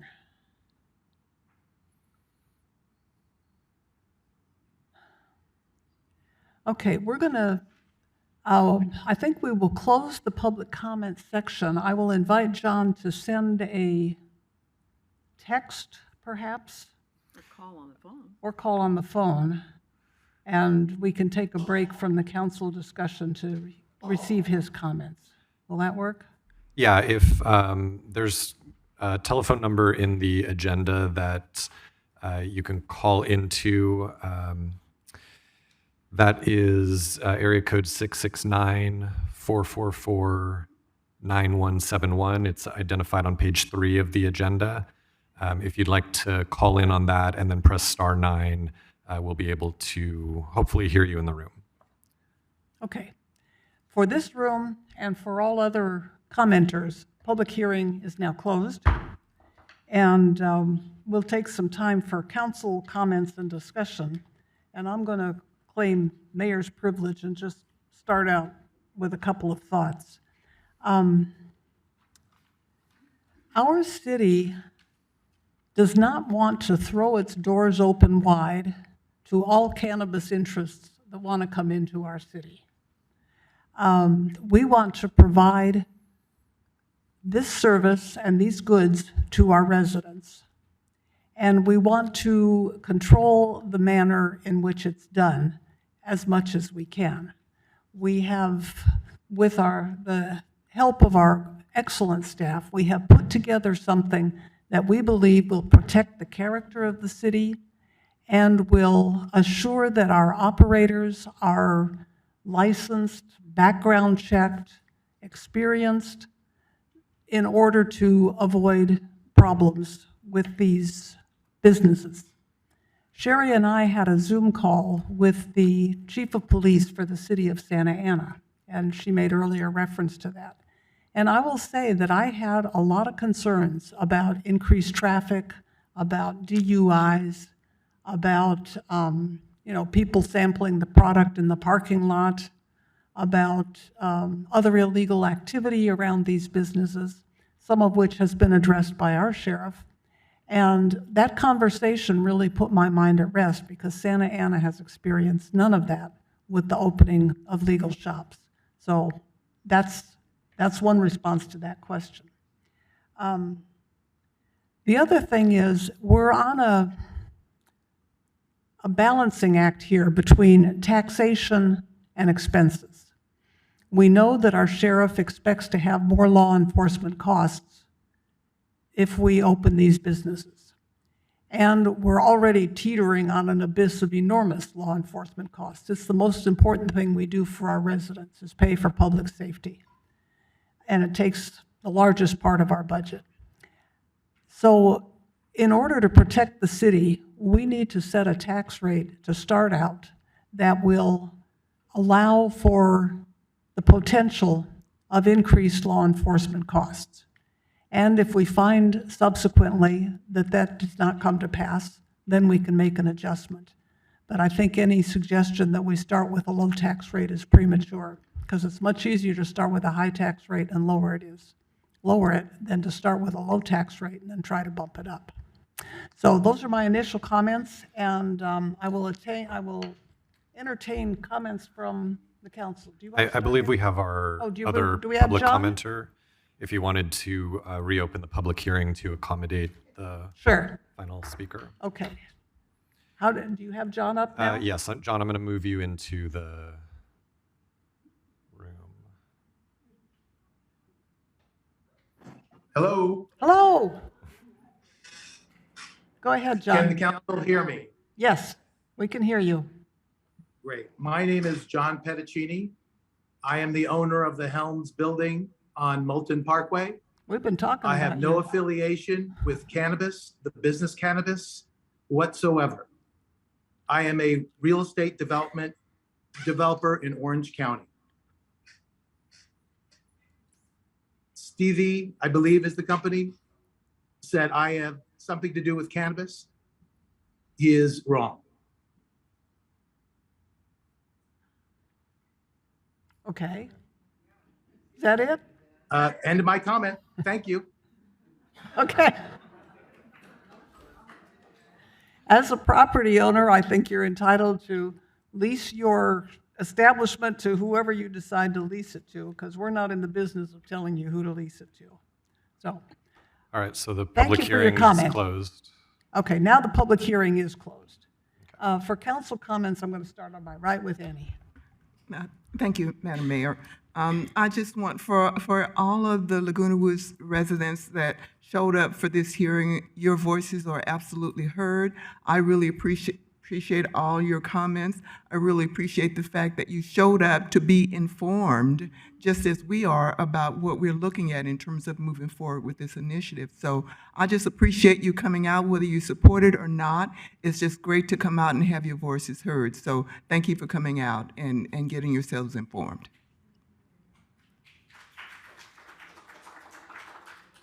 Do you have to add anything? Yeah. Go ahead. The Washington Post yesterday had an article that seniors are the fastest growing demographic using cannabis because it works. It works for nausea. No one can say it doesn't work. For aches and pains, for sleep, for appetite. So the fact that it's still rated Schedule 1 is not based in fact. So I'm going to go by California law, which has been permitting it since 1996 for compassionate use. And I support all our residents that have been on this long trek, and we have all been using for the past 15 years, and nothing terrible has happened in the village. And as far as the village not knowing cannabis, Juanita and I went on television together to say that it was okay. So that was the biggest club in the village. This is a store. There shouldn't be any drama to go with this. We don't have dramas when a new shoe store moves in here or when a new bank or anything else. So the city council really shouldn't even, it's just that it's a different product, but it's a product that definitely benefits our residents, definitely benefits seniors. And that's who I care about, is our residents and our seniors. So I am very proud to move this resolution. Thank you. We'll get a second and then we'll continue the discussion. Okay. Carol? No, you go ahead with me. Carol, please. Oh, okay. Okay. I think this is a very complicated situation, and I respect everyone here who has a need for it, who has a medical need, or even a personal recreational use. If that's something that benefits you, I support that. As much as I support abortion rights for women. These are things people get to make these choices on their own. So that's not my position. My position, though, is a couple of problems because I feel it is more complex. The complex situation is, and it's been mentioned, and we can substantiate it, 70% of the sales are illicit. And why are they illicit? Because the taxes are too high. And I know this argument, we have to start high because we might need that money. That's why the taxes are high, because of that kind of opinion. So what do we have? We have an illicit store in our city, and if you went up there right now, you would not know the difference. So you can't blame people, oh, they want to use the illicit store. They don't know which is which. You walk in a store and you have no way of knowing if that is a store that is licensed or if it is not licensed. And it says on the front, organic. It says Healing Laguna Woods and organic. Most people would look at that and think, hey, I can buy my product here. And that's not true at all. And so this is where it gets complicated. You do have the right to know that your product is tested. You have the right to know that it's coming from a source that's legitimate, that those people are paying taxes. And I agree. I am not even opposed if there were two stores. If there are two legal stores and we have opened this to people properly, so I have another problem. So I have the first problem being the taxation issue, and I stated that from the very beginning. The 10% is way too high, particularly when it's on top of all those other taxes. You're putting yourself out of reach. So I had to see someone who's in the business nodding his head. 70% is illegal. Why? We're creating our own problem here. And you can't keep doing that. You've got to be sensible and say, do we want legal stores? Okay, I agree with you. You want legal stores? I'm with you. Let's do that. But how do you do it? You have to get the taxes down. And high taxes don't do it. And please don't tell me, well, we have to start high. Have you ever, hold your breath. How many times have you seen the government issue a tax and then drop it? It doesn't happen. Thank you. That is not the way things work. So I have that issue. But I have another issue, and that is the method in which we have written this ordinance, and it's been voiced by others. At least I've gotten emails, and we had somebody come here personally and state, you wrote this ordinance for one party. It doesn't make sense. That's not right. If we're going to open the door, then it has to be opened properly, and it has to be merit-based. We're not going to just name it because we've got somebody want to give it to. I have a real problem with that one. We talked when the whole point of marijuana was going to be, it was going to be fair. We weren't going to have big businesses. What do we have? Do we have small people in business? No, only the illegal ones. And so the small businesses comes back as illegal. This isn't working, folks. So we have to find a better way to handle this. And I just find that we're just playing into the whole thing that we just commented that we don't like it, and yet we're substantiating and supporting it. How does that work? That doesn't work for me at all. So I think you have to look at this ordinance again and say we're going to open it and have it a more merit-based. We're not going to write it so that it limits it to this one over here and eliminates that one over there. And finally, here's my last one, and this is where it gets even more complicated. I don't know how many of you have, has anyone in here been in the illicit store up here? Not one person has, okay. Did you realize it was illicit when you went there, or? No, I knew it was. I wanted to see for myself. Right. What they were doing. You know, could I ask you a question then? Why did your small group here in the village collapse? Why couldn't you keep your group going? Our collective, because of the law, Prop 64, made us, what happened is we lost our legal protection. Pardon me, I'm sure, should we have him speaking into the microphone? I think it might. Could you do that, explain this? Because that would help us to understand this process too. Thank you for doing that. I appreciate it. As he comes forward, I'll just say. You mind? I will, but I just want to address this. When the state passed the law allowing marijuana to be sold, it passed something that sunsetted collectives, which had been legitimate before, within, I think, 2 years. And so within 2 years, our collective was legally out of business. And Lonnie, you can. Yeah, so when Prop 64 was passed, all collectives had 1 year and then had to close. We didn't have to close, but we lost the legal protection of Prop 215 and Senate Bill 420. So we had no choice but to close down. And I thought we had really developed a promising program for our residents. You know, we were teaching them facts and science. We made all kinds of products available.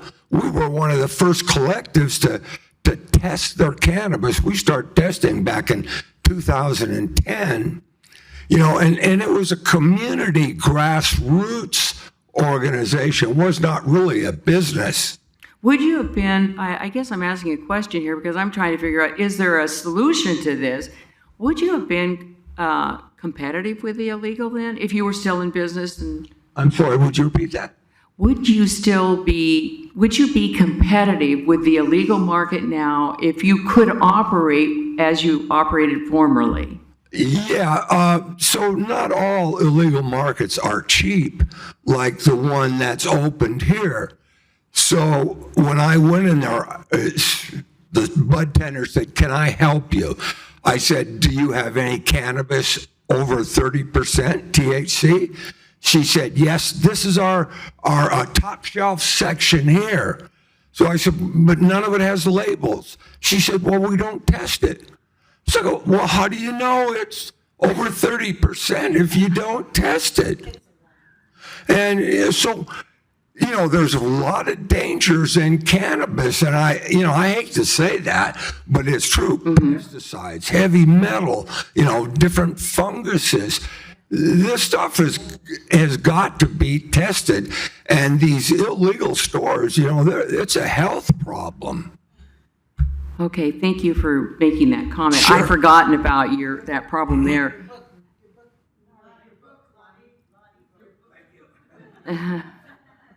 So the two then I wind up with are, I think, the big ones, and without making this a lengthy diatribe, are the taxes to me are way too high. I just don't find that that's sensible at all. And I think the second one is the way that the ordinance is written, because we've heard it from people who are in the business that say, hey, we weren't given an opportunity. I question how this was done. Thank you.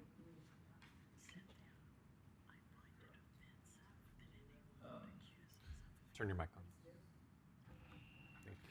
on. On a quieter and happier note, I received word today, an email, actually it was with an attachment, and I learned that I had become a great uncle to twin boys that were born about, thank you, 2 or 3 days ago. And the thing that was most exciting, they sent a picture of these two wrapped in their swaddling clothes, and I looked at them, and the mother had said, they are identical twins. And so there were these two faces staring at me, and I said, they are indeed identical twins. And my wife came into the room and she said, they don't look like identical twins to me. And so anyway, there they are, two brand new, and here we are, many of us friends, but we see each other in the village. I've lived here for, 27 years or something like that. And so you've been as long, and we work together. And this issue has finally surfaced. I was disappointed. Each of us have different reactions. I was disappointed to hear that the village leadership indicates that they weren't aware that this situation was coming up. Is that not true? I chair the Security Access Committee. We've talked about it. We've talked about it on All right. I've been working with Sherry. All right. For years. I come to your meetings, or else I'm on Zoom. I have all the information from the dispensary. All right. Well, then I appreciate knowing that.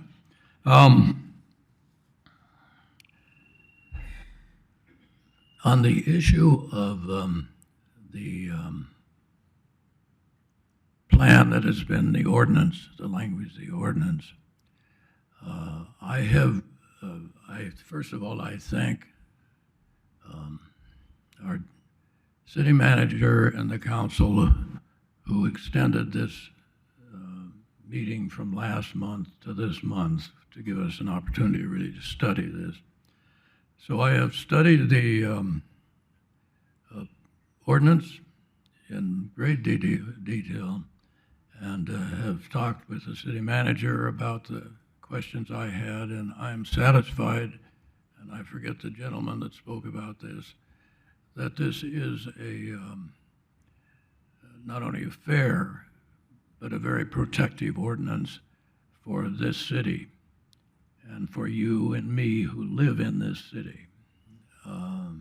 So I am satisfied with the ordinance and the inability of someone who is not going to be able to open in this city, the inability of them to make lawsuits, because cannabis organizations, in my opinion, are litigious people in many ways. Mike, please. I don't know. My wife is going to kill me when I go home because I do not project. All right.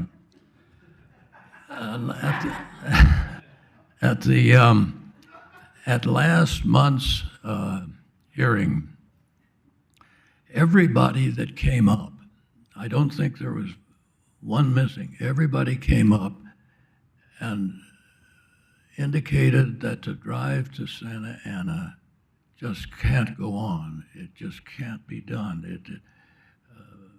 For their needs.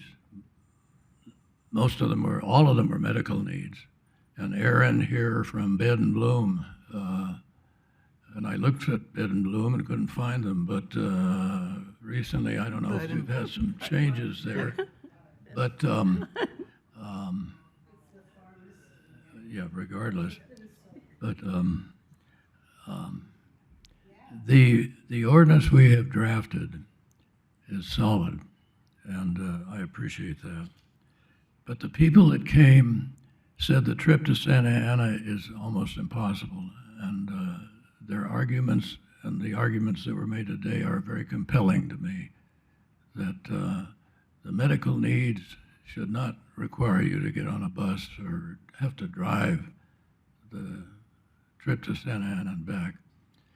And that was a very compelling argument to me, and became the one that probably decided that I would have to vote in favor of this ordinance if that were the continuation. So I felt obligated to do some research on what if there are deliveries to our homes here in the village. And I picked one cannabis operation that really seemed to show on its website, and that was People's OC. It indicates that it was the highest rated cannabis dispensary in Orange County. And then there followed a very thorough listing of what they offered and so forth. And they listed 10 cities, which they said are the 10 cities in Orange County who like to visit us and shop with us. And of those 10 cities, Laguna Woods was one of the 10, and Aliso Viejo was the other one in South County. Those two, I'm not trying to sell that particular store, but and then they listed the 7 cities in Orange County where they deliver more than anywhere to the homes of the residents of their customers. And Laguna Woods was the only city that they deliver more to us than anybody. So I said to myself, because the argument of having medical cannabis available to all of us was so strong that I said, if it can be delivered to our homes, then will that be satisfactory for the medical use of cannabis? I'm not talking about the recreational use. It is, as I understand it, it is the recreational use of cannabis where the money is made. That's where it is. You can shake your head no, and I appreciate that. But that's where the big bucks are, as far as I know. That being the case, a cannabis operation here in our village, our city, opens up all of South County and North County, a portion of San Diego County to frequent here. And then the sheriff indicates to us that they will have to address the issue of the increased business of the cannabis operation here. The totality of all of these matters that impacted my thinking was, because I'll be very honest with you, I am not in favor of recreational use of cannabis. I am totally in favor of medicinal use of cannabis, and that we need it in this community and elsewhere.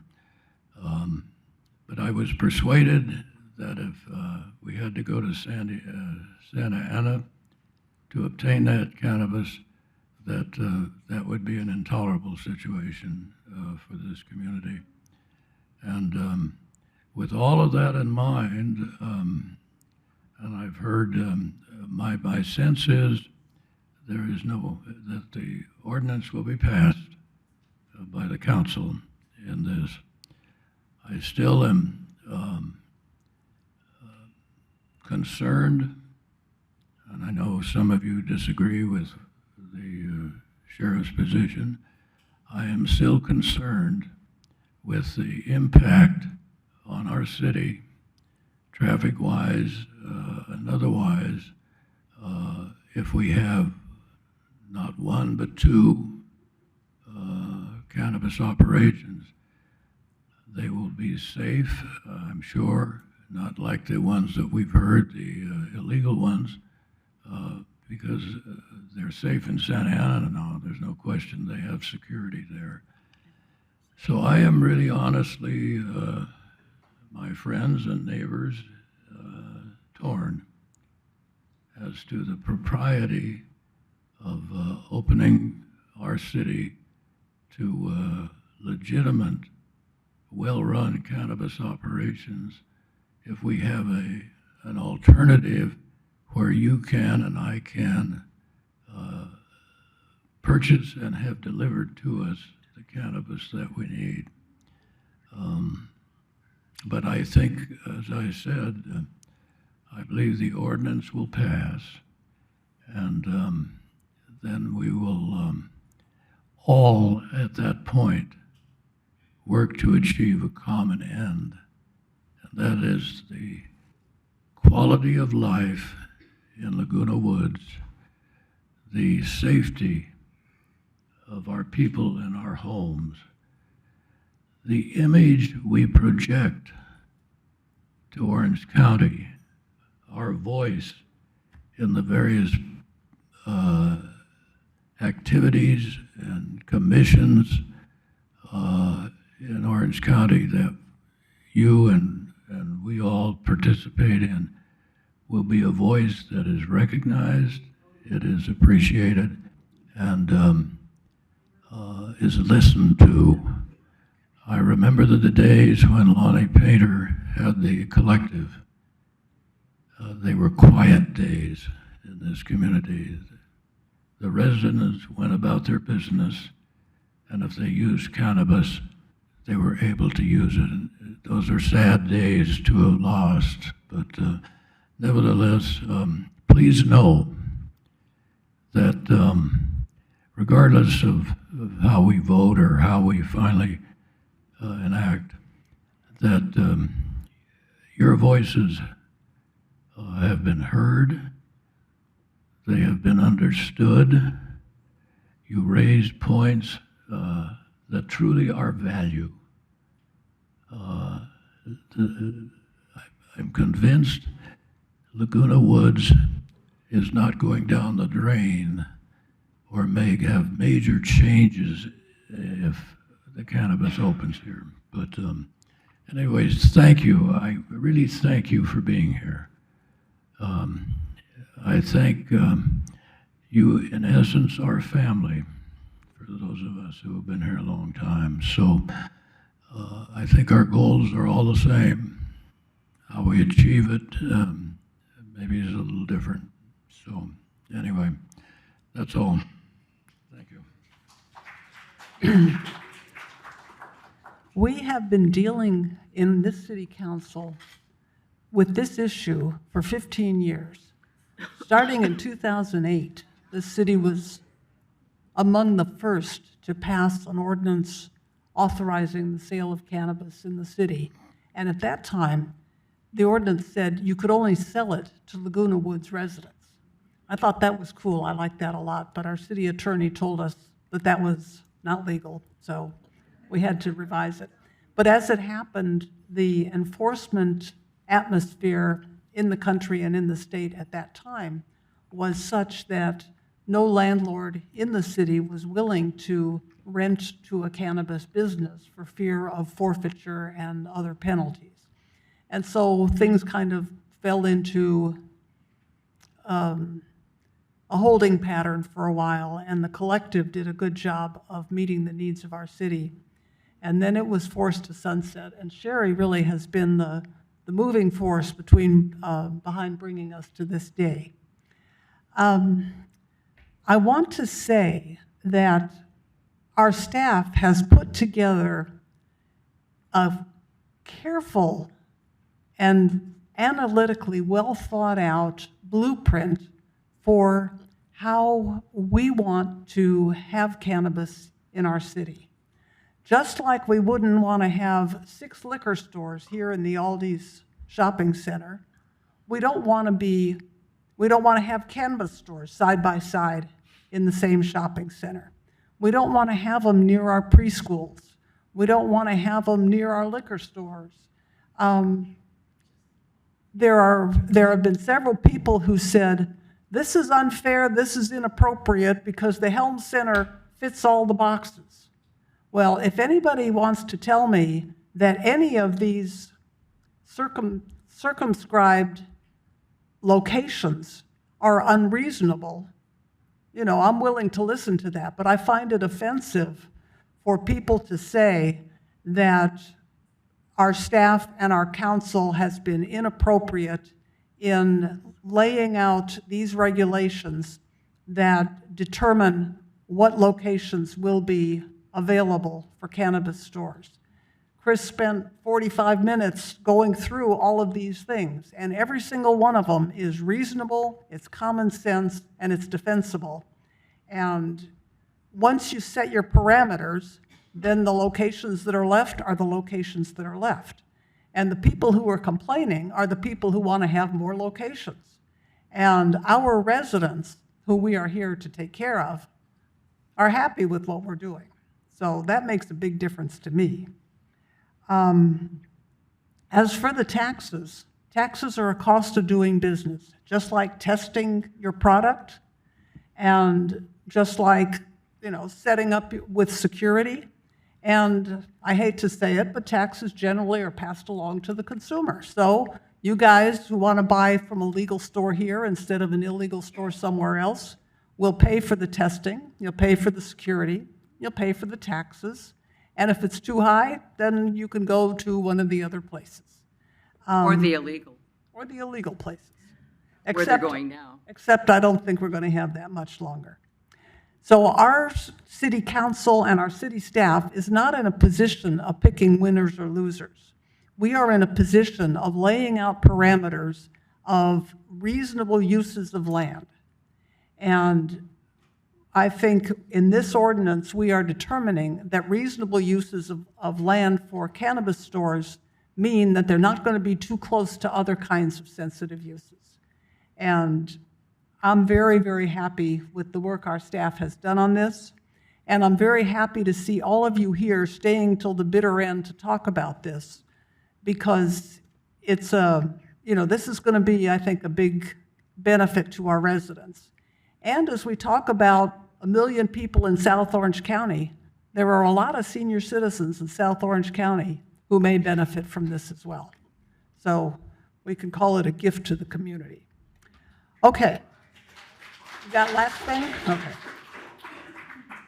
Thank you. Yeah, I have one last thing to say about deliveries. It's wonderful to get deliveries. We like to shop. You want to go in, you want to smell the product, you want to see what's new, you want to see, there's patches, and there's all kinds of things that you don't necessarily know to order. And you don't see any of those new products. And I know I like to shop. I know a lot of people like to shop and see what's available.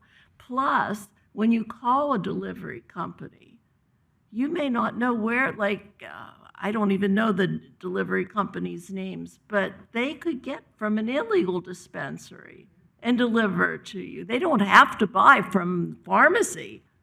They might buy from an illegal dispensary. And you want to be protected from fentanyl, fungus. I mean, we learned We learned for years what to look for in cannabis and why testing is important. You're looking at an educated group of people that this isn't their first time using cannabis. Thank you.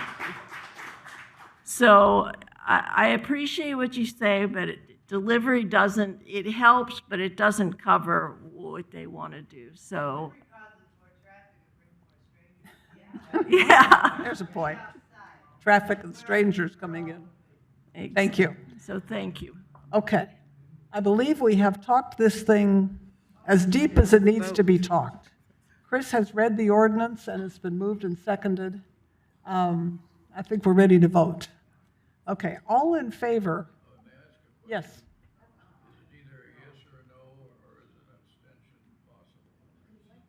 You can have an extension. You can do whatever you want. Use your mic. Oh.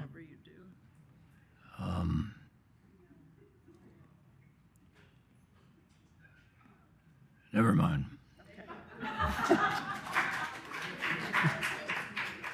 You can abstain if you want to. All in favor of approving the introduction and first reading of an ordinance as read by our city manager, approving the sale of cannabis in this city, say aye. Aye. All opposed? I'm opposing, and I want to make certain we understand why. I'm opposing the tax. It's way too high, and I'm opposing the ordinance as written. It's definitely written for one location. Thank you. Are you voting? I Noel? opposed. I know you opposed. Noel, did you vote? Yeah, I did vote. Good. Okay. So 4 ayes, 3, I think. 3 ayes. Councilman or one Mayor Pro Tem Hatch. abstention. No, 1 no. And did you abstain?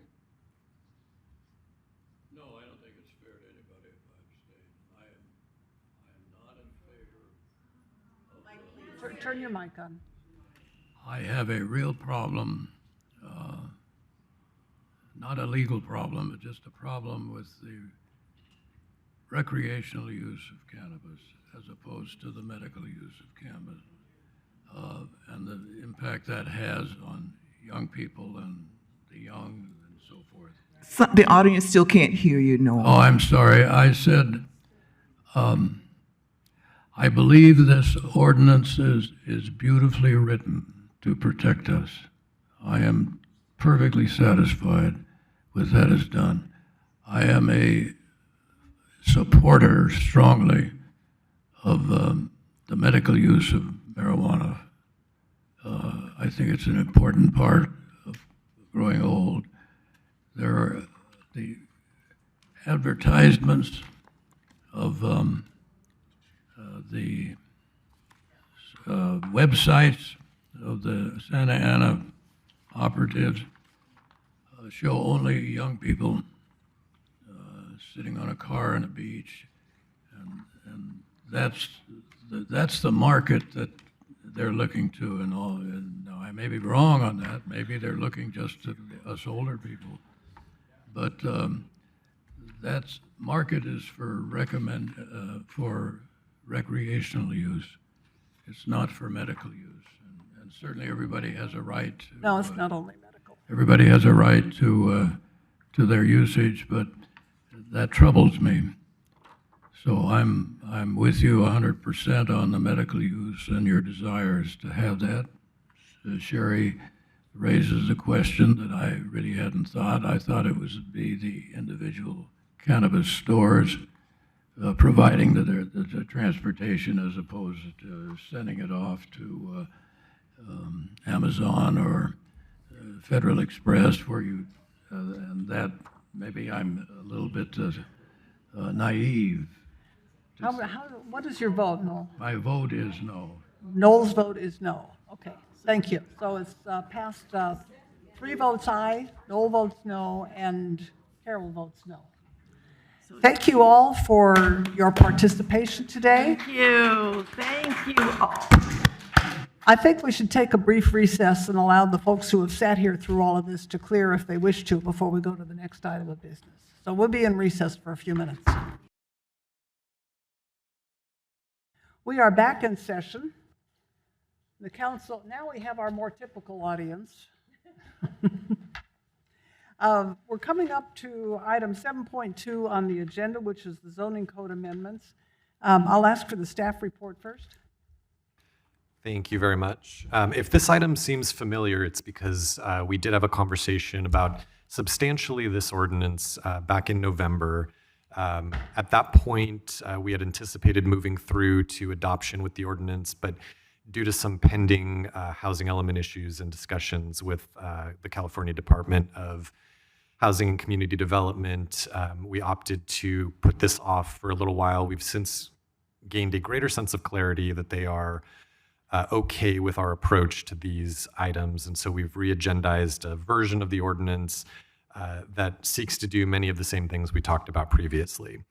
With respect to the housing element, there are two programs in the housing element that identify amendments to the Laguna Woods zoning code that are required, at least in HCD's mind, to ensure that the city is compliant with state housing laws. That's program 1.2.6 and 1.3.4. This ordinance, in large part, is meant to make not all of those changes, but a majority of those changes. There will be an additional round of zoning code amendments required in the future. There is a table in your agenda report that we attempted to provide like a crosswalk between the requirement that we were seeking to address and the specific code section that was being added or modified. And so that contains a little bit of additional information. Those programs were informed by some comments in a letter that we received from the state in October of 2022, identifying perceived inconsistencies with reasonable accommodation requirements in our code. And we note this in the agenda report, while we don't necessarily agree with the state's characterization of the existing zoning code, we also don't oppose making changes to those code sections. And so we talked through that a little bit, and those are folded into some of these ordinances or into the amendments. Generally, we're seeking to make these changes to ensure compliance with fair housing laws and with state housing laws. The exception to that is number 4 on the list on the screen.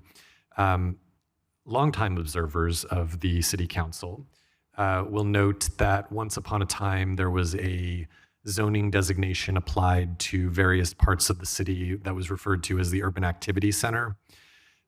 We went through a process in, I want to say it was 2017, potentially earlier, but that zoning designation is no longer applied to any properties in the city, nor do we anticipate it being applied to properties in the future. It also was removed from the general plan, so even if it were to be applied, it would require an amendment of the general plan to do so. So because those provisions are outdated, we're seeking to eliminate those references to the Urban Activity Center in the municipal code. Proposed amendments, just at a high level, again, deleting references to the Urban Activity Center. The next 4 bullets relate to the compliance with state housing laws and fair housing laws.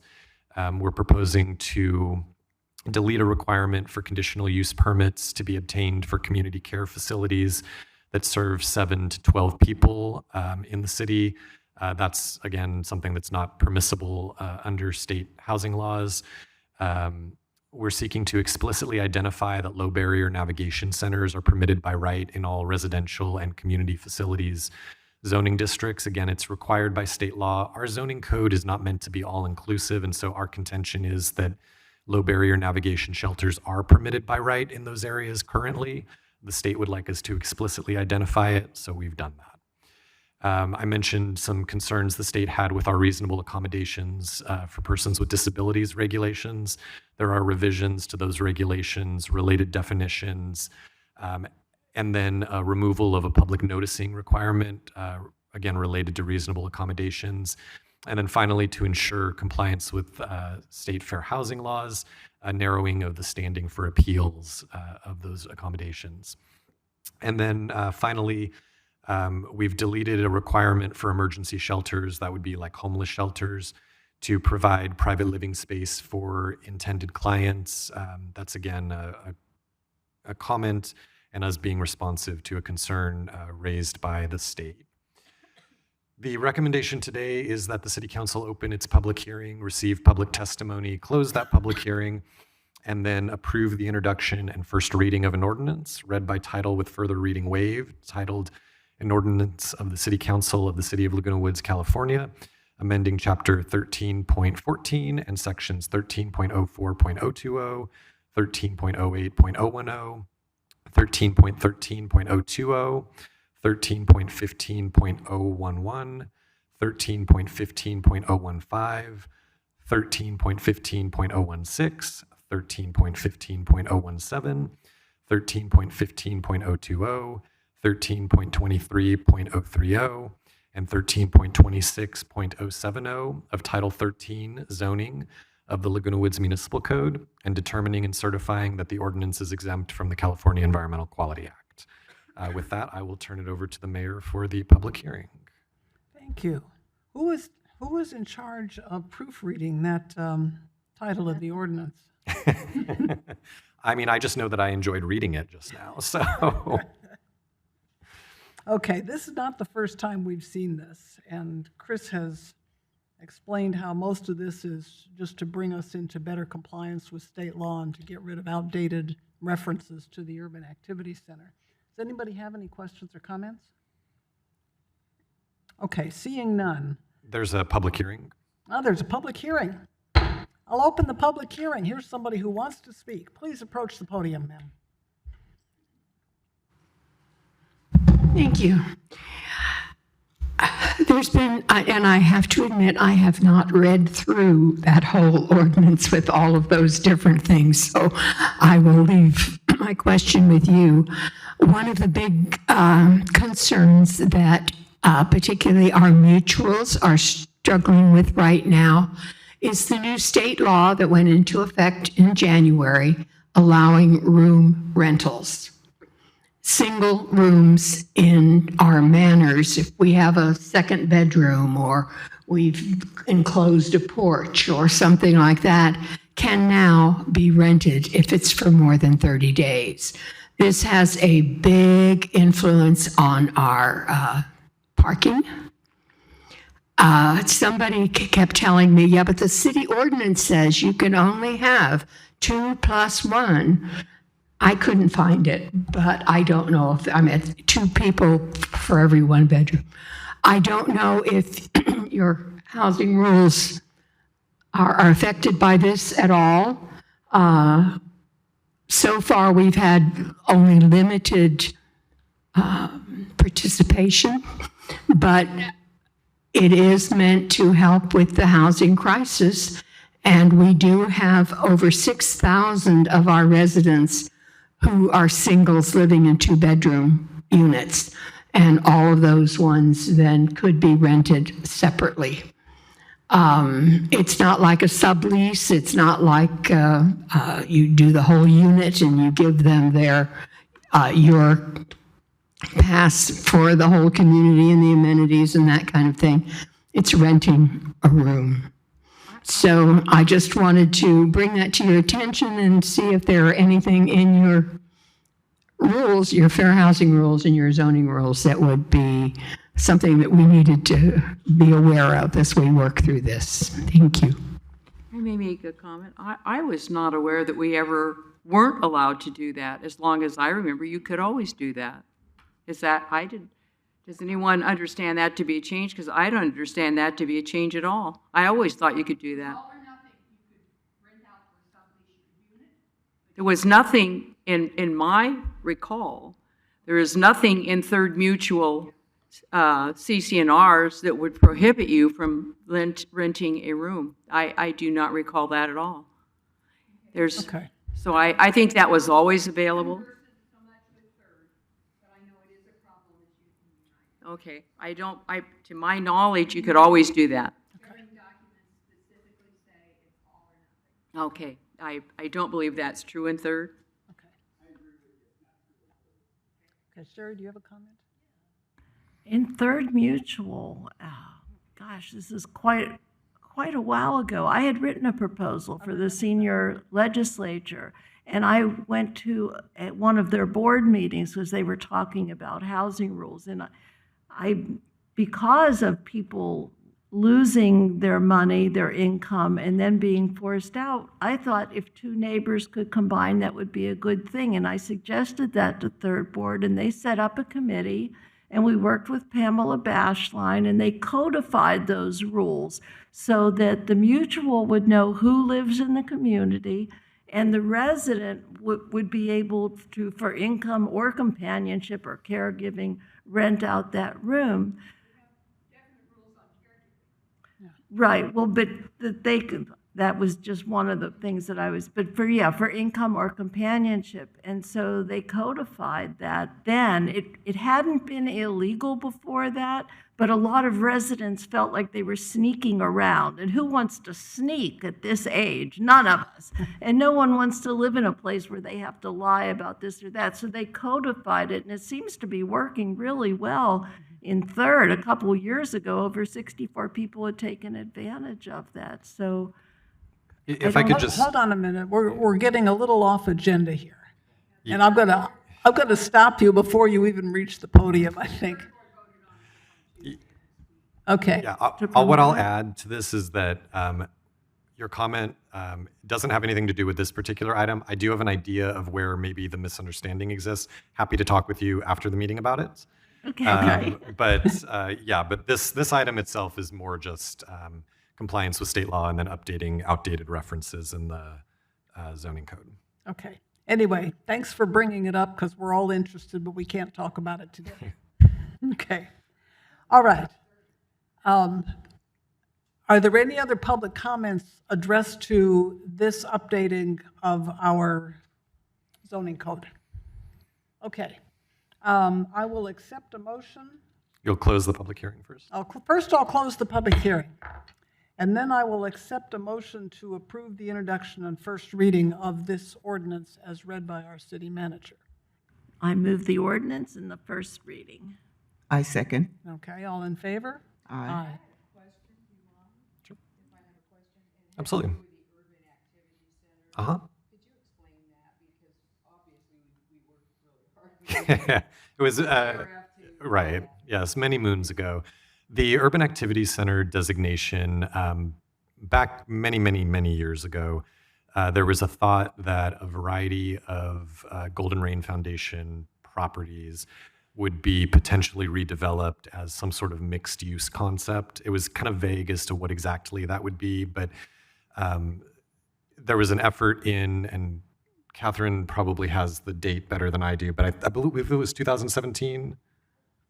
When were you president of GRF? 2015. I'm dating myself. 2015, there was an effort to rezone those properties as different types of, or 14, as different types of open space.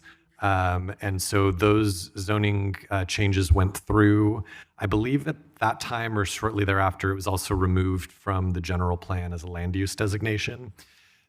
This is really just errant language that still exists in the zoning code that wasn't ever cleaned up. But yeah, the idea was that once upon a time it was to be some sort of mixed use concept that would result in the development of a specific plan. There was a change on the part of the landowner as to what they wanted to do with the property. The city council made some changes to rezone it as open space, and here we are today.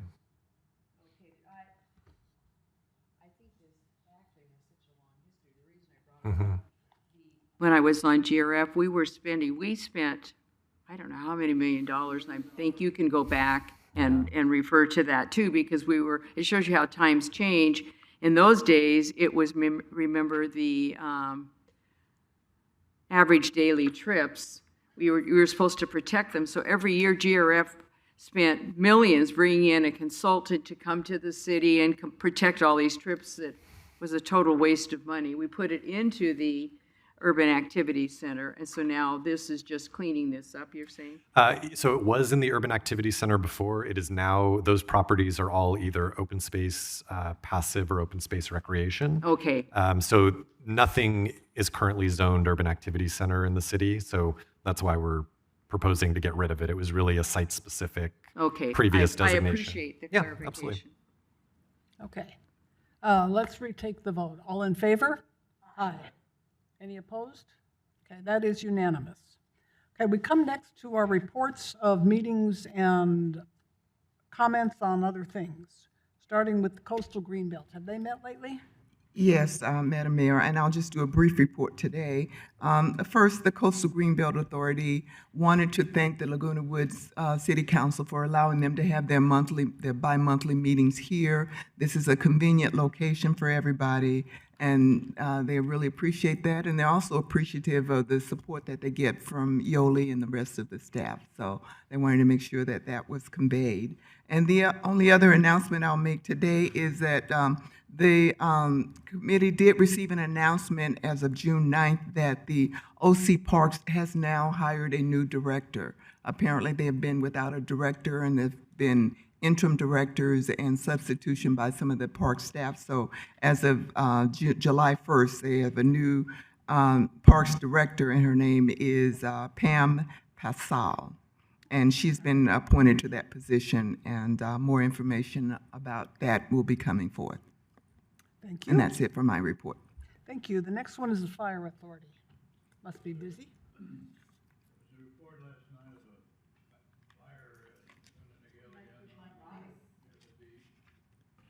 And 5 acres, the last report I've been given, I believe it's under control now, but there were no homes evacuated, at least as to last evening. That's all I have to report. No. I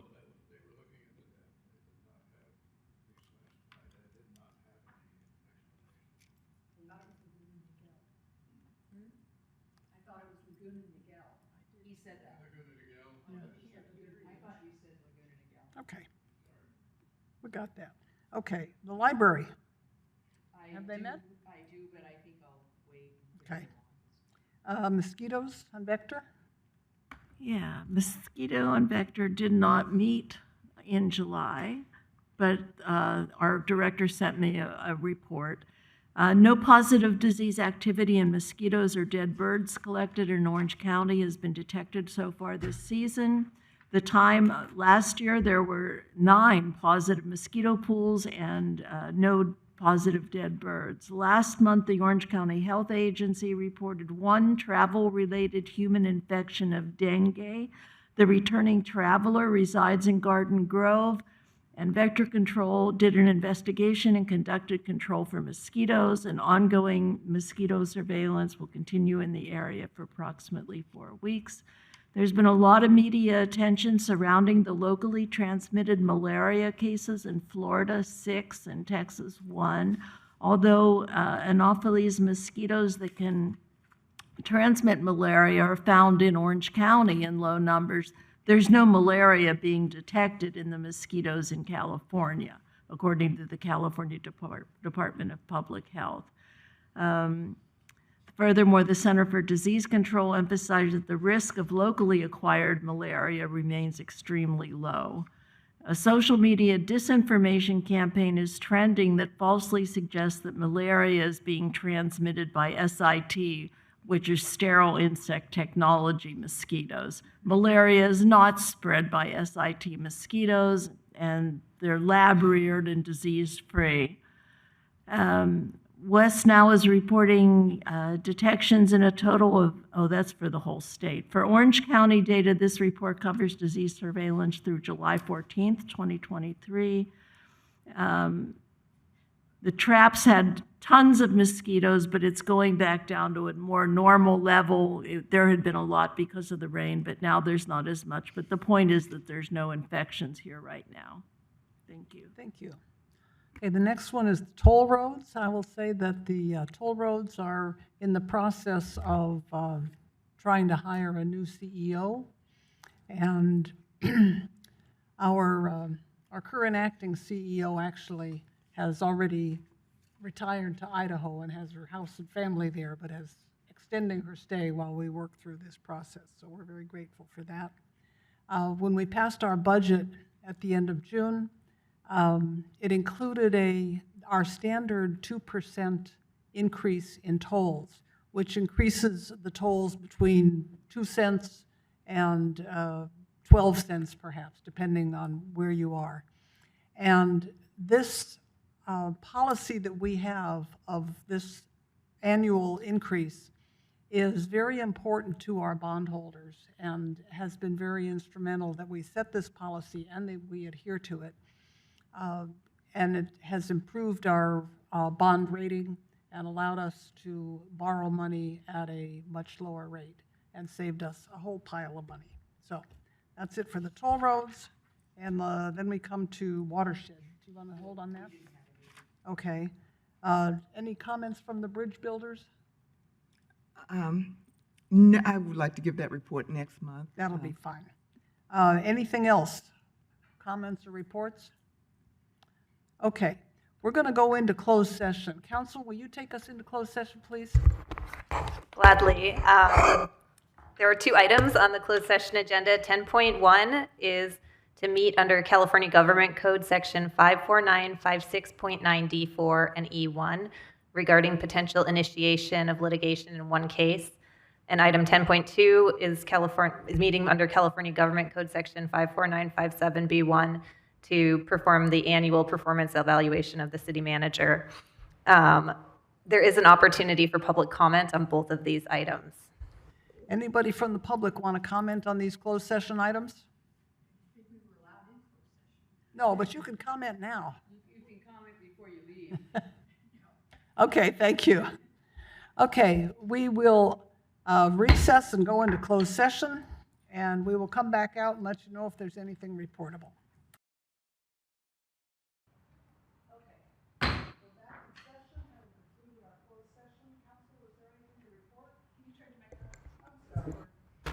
Following our closed session, we're back here in open session. Council, is there anything to report? Any reportable action? Yes, I can report that the council met in closed session pursuant to California Government Code Section 54956.9 D4 and E1 to discuss potential initiation litigation in one case, and the council did vote to authorize initiation of litigation. We're not naming the parties due to potential service concerns. And they also met in closed session pursuant to California Government Code Section 54957 B1 to perform the annual performance evaluation of the city manager, and there's no reportable action on that item. Thank you. We are adjourned.